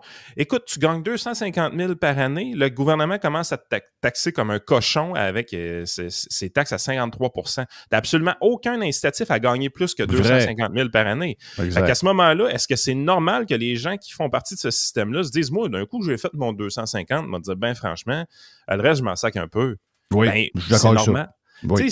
Fait que les gens ont diminué, les médecins ont diminué leur nombre d'heures de travail, principalement parce que le salaire, est élevé, mais les impôts aussi sont extrêmement élevés, dépassant un certain seuil. Ah, mais ils ont le droit de s'incorporer. On les a enlevés d'une certaine façon le droit de s'incorporer. À l'époque, sous Philippe Couillard, on a dit à un médecin, si tu n'as pas 5000 heures travaillées dans ta compagnie, tu vas avoir le gros taux d'imposition sur les dividendes. En tout cas, tous les gros avantages d'incorporation sont disparus en fumée. Grosso modo. Ouais. Fait qu'à un moment donné, les médecins sont là. Ben écoute, moi, là, tant qu'à arriver puis me faire chier, puis tu sais, c'est un peu déprimant comme job, on va se le dire. Tu travailles pas avec des gens de bonne humeur, là. Tu travailles avec des gens malades. Fait qu'à un moment donné, tu as besoin de te changer les idées et tout ça. Fait que travailler 70 heures par semaine, c'était pas sain. En travailler 35, c'est ça qu'ils préfèrent aujourd'hui, mais on n'a jamais ajusté vraiment le contingentement. On continue à contingenter ça comme des pas propres. Puis la raison pourquoi c'est contingenté, c'est que le gouvernement, il nous ment en pleine face, il n'en veut pas plus de médecins. Voilà. Parce que avec le mode de rémunération à l'acte qu'on a, la journée que tu ajoutes des médecins dans le système, systématiquement, tu augmentes les coûts. Tu réduis les listes d'attente, ce que les gens veulent, mais en baissant les listes d'attente, tu augmentes tes coûts. Le gouvernement ne veut pas ça. Il est dans le trou, Stifi. Le gouvernement, Jerry l'a dit depuis toujours, Jerry dit, le gouvernement ne veut pas te soigner. Puis le gouvernement ne veut même pas que les médecins fassent plus d'heures non plus. Là. Mais non. Non. Mais explique-moi. Sérieusement, là, c'est parce que pour de vrai, là, on parle de. C'est quoi? On parle de quoi, là? Au Québec, là, il y a 10 526 médecins de famille et il y a à peu près 12 000 médecins spécialistes de toutes les autres affaires. Il y a 641 médecins au privé. All fake, cette affaire. On peut-tu arrêter de niaiser, là, sacrément? Là? C'est quoi ce niaisage-là? Là? 641 médecins au privé, puis c'est ça qui met le système à terre? Non, sur au-dessus de 20 000 médecins? C'est un écran de fumée. C'est pas ça. Et même leur calcul est bizarre. Là, ils parlent de... J'ai essayé de fouiller, j'ai vu qu'il y avait... J'ai pas vu tous les médecins, là, mais médecin familial, c'est à peu près 450 nouveaux médecins par année formés par le système d'éducation. Puis là, ils nous disent que... Il y en a 50 qui vont au privé. Ouais, il y en a 50 qui vont au privé. C'est quoi le problème? Il n'y a pas de problème. C'est un écran de fumée pour montrer qu'ils font quelque chose. Les gouvernements, systématiquement en santé, ne font qu'essayer de démontrer à la population qu'ils font leur gros possible. C'est ça tout le temps. Ouais, mais pourquoi le monde est pour ça? Pourquoi le monde est jaloux des médecins? Pourquoi le monde est pour ça alors que c'est un droit à un moment donné qui risque de le péter d'en face? Je comprends qu'on les a pratiqués pendant la COVID. Je comprends que là, ils sont comme bien avec ça, là. Mais Chris, à un moment donné, ça va être leur tour. Le couvre-feu, ça ne me dérange pas. À 8 ans, je suis couché. Je suis couché, moi, à 8 ans. Mais le Québécois lambda, le Québécois lambda n'aime pas les riches, déteste l'argent, trouve que l'argent est un sujet tabou, ne veut pas en parler, puis est un peu jaloux en dedans de lui.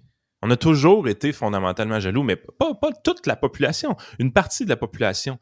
Le fuck, c'est que présentement, ça donne que c'est l'électorat de la CAQ qui agit comme ça. L'électorat de la CAQ est fondamentalement jaloux. L'électorat de la CAQ, il est âgé, il n'est plus dans la population active, que les autres payent des impôts, ils s'en sacent. Eux autres, c'est des récipiendaires présentement des taxes et des impôts. Ils n'en paient plus. Ben, en fait, ils en paient quand ils sortent leur REER, mais je veux dire, c'est une fatalité, cette affaire-là. Ils ne travaillent plus. Leur population qui vote pour eux est d'accord avec ça, par jalousie. Mais à un moment donné, comme politicien, tu devrais te restreindre à utiliser ces mauvais sentiments-là dans la population. Tu essaies de te maintenir au pouvoir, tu essaies de gagner en popularité en jouant sur les affaires qui sont laides à l'intérieur des individus. Puis ça me lève le cœur. Oui. Ce qui est encore plus insultant avec la CAQ, là, c'est que la liste, ça commence à être vraiment longue des lois liberticides. On parle du travail pour les enfants de 13 ans.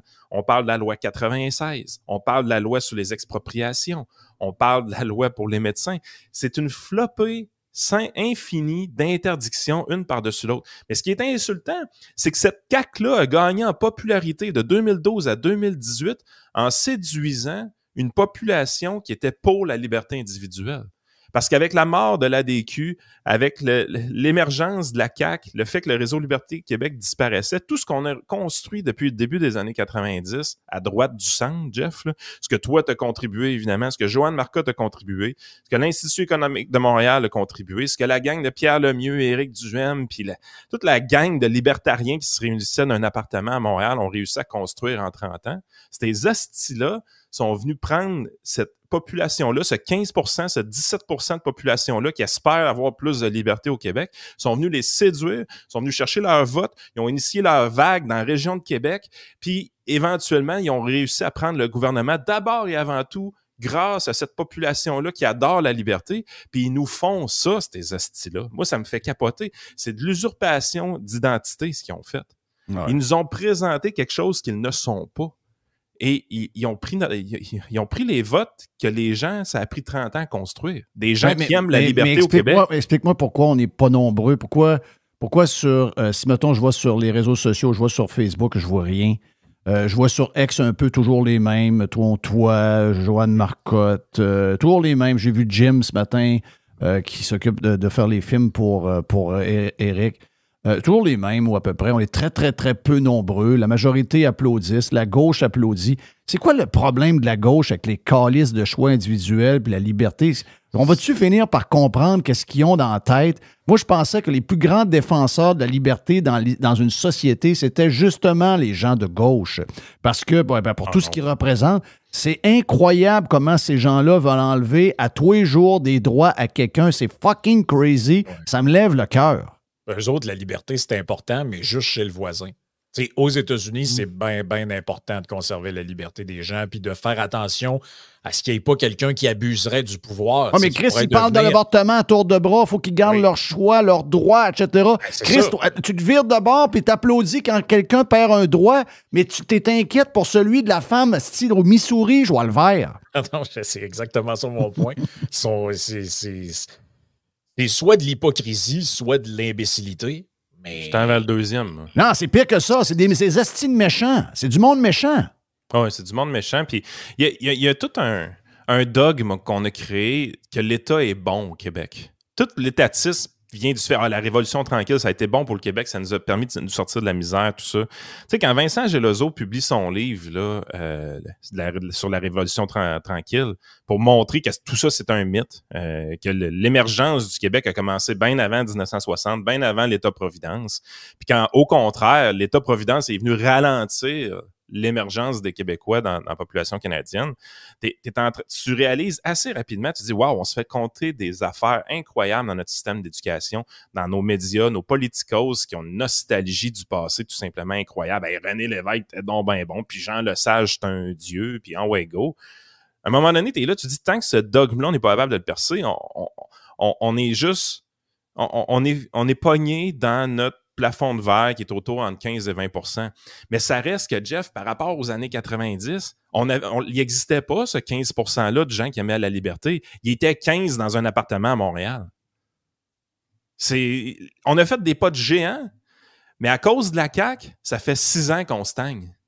On stagne à cause de la CAQ. Ils sont venus voler notre projet, sont venus ils ont usurpé l'identité de gens qui aimaient la liberté pour se faire élire. Puis, tout le projet ralentit à cause d'eux. Normalement, là, avec la CAQ, si, mettons, la CAQ avait été vraiment ce qu'il promettait d'être, on n'aurait jamais eu besoin du Parti conservateur du Québec. Non. On n'aurait jamais eu besoin de ça, là. Non. Il faut rendons à César ce qui est à César. Il n'y a pas tant de gens que ça qui, dès le départ, l'avaient l'avait saisi, ce que Legault, c'était un péquiste qui faisait... Qui avait juste changé ses idées un peu pour faire un sparage. Duhem l'avait vu. Je parle des gens politiques, là. Je parle pas des gens qui nous écoutent ou bien nous autres. Je parle des gens qui étaient dans le monde politique. Tu peux retrouver des interventions de Duhem de l'époque avec Mario Dumont dans le temps. Les deux avaient un pinch, c'était le Movember, là, puis tu vois des vieux clips de ça en brun et blanc sur YouTube. Là. Puis il disait, ouais, c'est pas fort, c'est un péquiste, lui-là. Puis t'as Adrien Pouliot, qui a déjà raconté l'histoire, je pense même sur tes ondes, Jeff, qui disait, moi, je l'ai rencontré, François Legault, en quoi? 2011, chez eux, dans son manoir. Puis il a posé la question sur une couple de sujets, puis il dit, je me suis levé, je suis parti, puis je dis, ce gars-là, c'est un Christ de péquiste. Oui, exact. Ouais, c'est des affaires de base, de droite, puis il a pas réussi à passer le test sur aucun des points. Là. Moi, j'ai voté CAQ 2018. Puis pas moins calice, j'en suis fier. J'ai jamais voté CAQ. Mais on n'est pas nombreux. Est-ce qu'on n'est pas nombreux? Mais Grèce-Gare, je suis de cette famille-là, puis je suis très, très fier. Mais tu te sens floué énormément quand tu l'as fait. Puis il y a beaucoup de tes auditeurs qui l'ont fait. Il y a beaucoup des auditeurs de notre côté qui l'ont fait.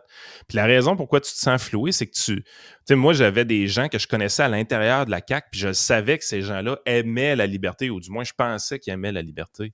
Tu penses que ces gens-là vont avoir une influence sur le parti. Tu dis François Legault, oui, c'est François Legault. Oui, c'est un péquiste, mais tu dis, il y a d'autres personnes à l'intérieur de ce parti-là, il y a des gens qui vont tirer ça du bon bord. Il y a même des gens très bien placés à côté de François Leduc, des gens comme Guillaume Simard-Leduc, fondateur du Réseau Liberté Québec, qui est placé juste à côté de lui. Ces gens-là vont garder le monsieur dans le bon sens. Ils vont lui rappeler qu'il a réussi à prendre le gouvernement grâce à l'étincelle qui est partie de la région de Québec, le discours pro-liberté, le discours responsabilité individuelle, l'exploitation de nos ressources. Imagine, le gars qui nous dit il faut exploiter nos ressources avec le projet Saint-Laurent, ça en va passer le projet de loi qui interdit l'exploitation du gaz naturel au Québec. C'est crazy. C'est pire que pas... Tu sais, je veux dire, Jean Charest a proposé la réingénierie de l'État, puis à cette époque-là, il y a plein de monde qui sont tombés dans le panneau. Il y a plein d'adéquistes qui disent, je vais peut-être voter pour le Parti libéral finalement. Il dit la même chose que le petit Dumont. Il a plus d'expérience, puis en plus, il va pouvoir contrer la souveraineté de Bernard Landry. Je vais voter Jean Charest avec la réingénierie de l'État.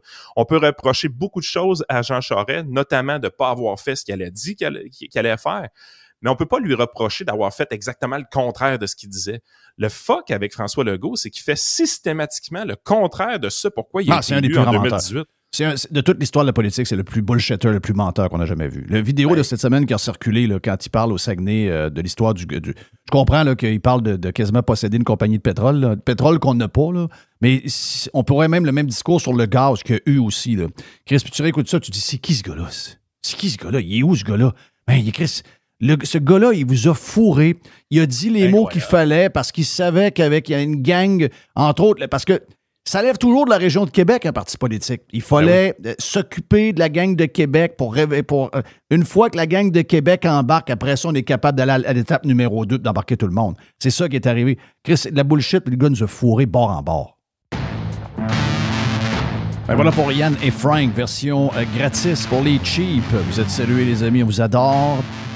Plus de Yann et Frank dans la version Prime, bien sûr. Jerry, thank you, man. Merci pour la boîte de boursicotage aujourd'hui. Demain, on lance le week-end. D'abord, oui, on a la boîte, t'as raison, on a la boîte business avec Jerry. Et on lance le week-end avec l'aubergiste aussi demain. Au Pirate et tout le monde, take care. Bon mercredi ici. Come on, boys! Pirate. Radiopirate.com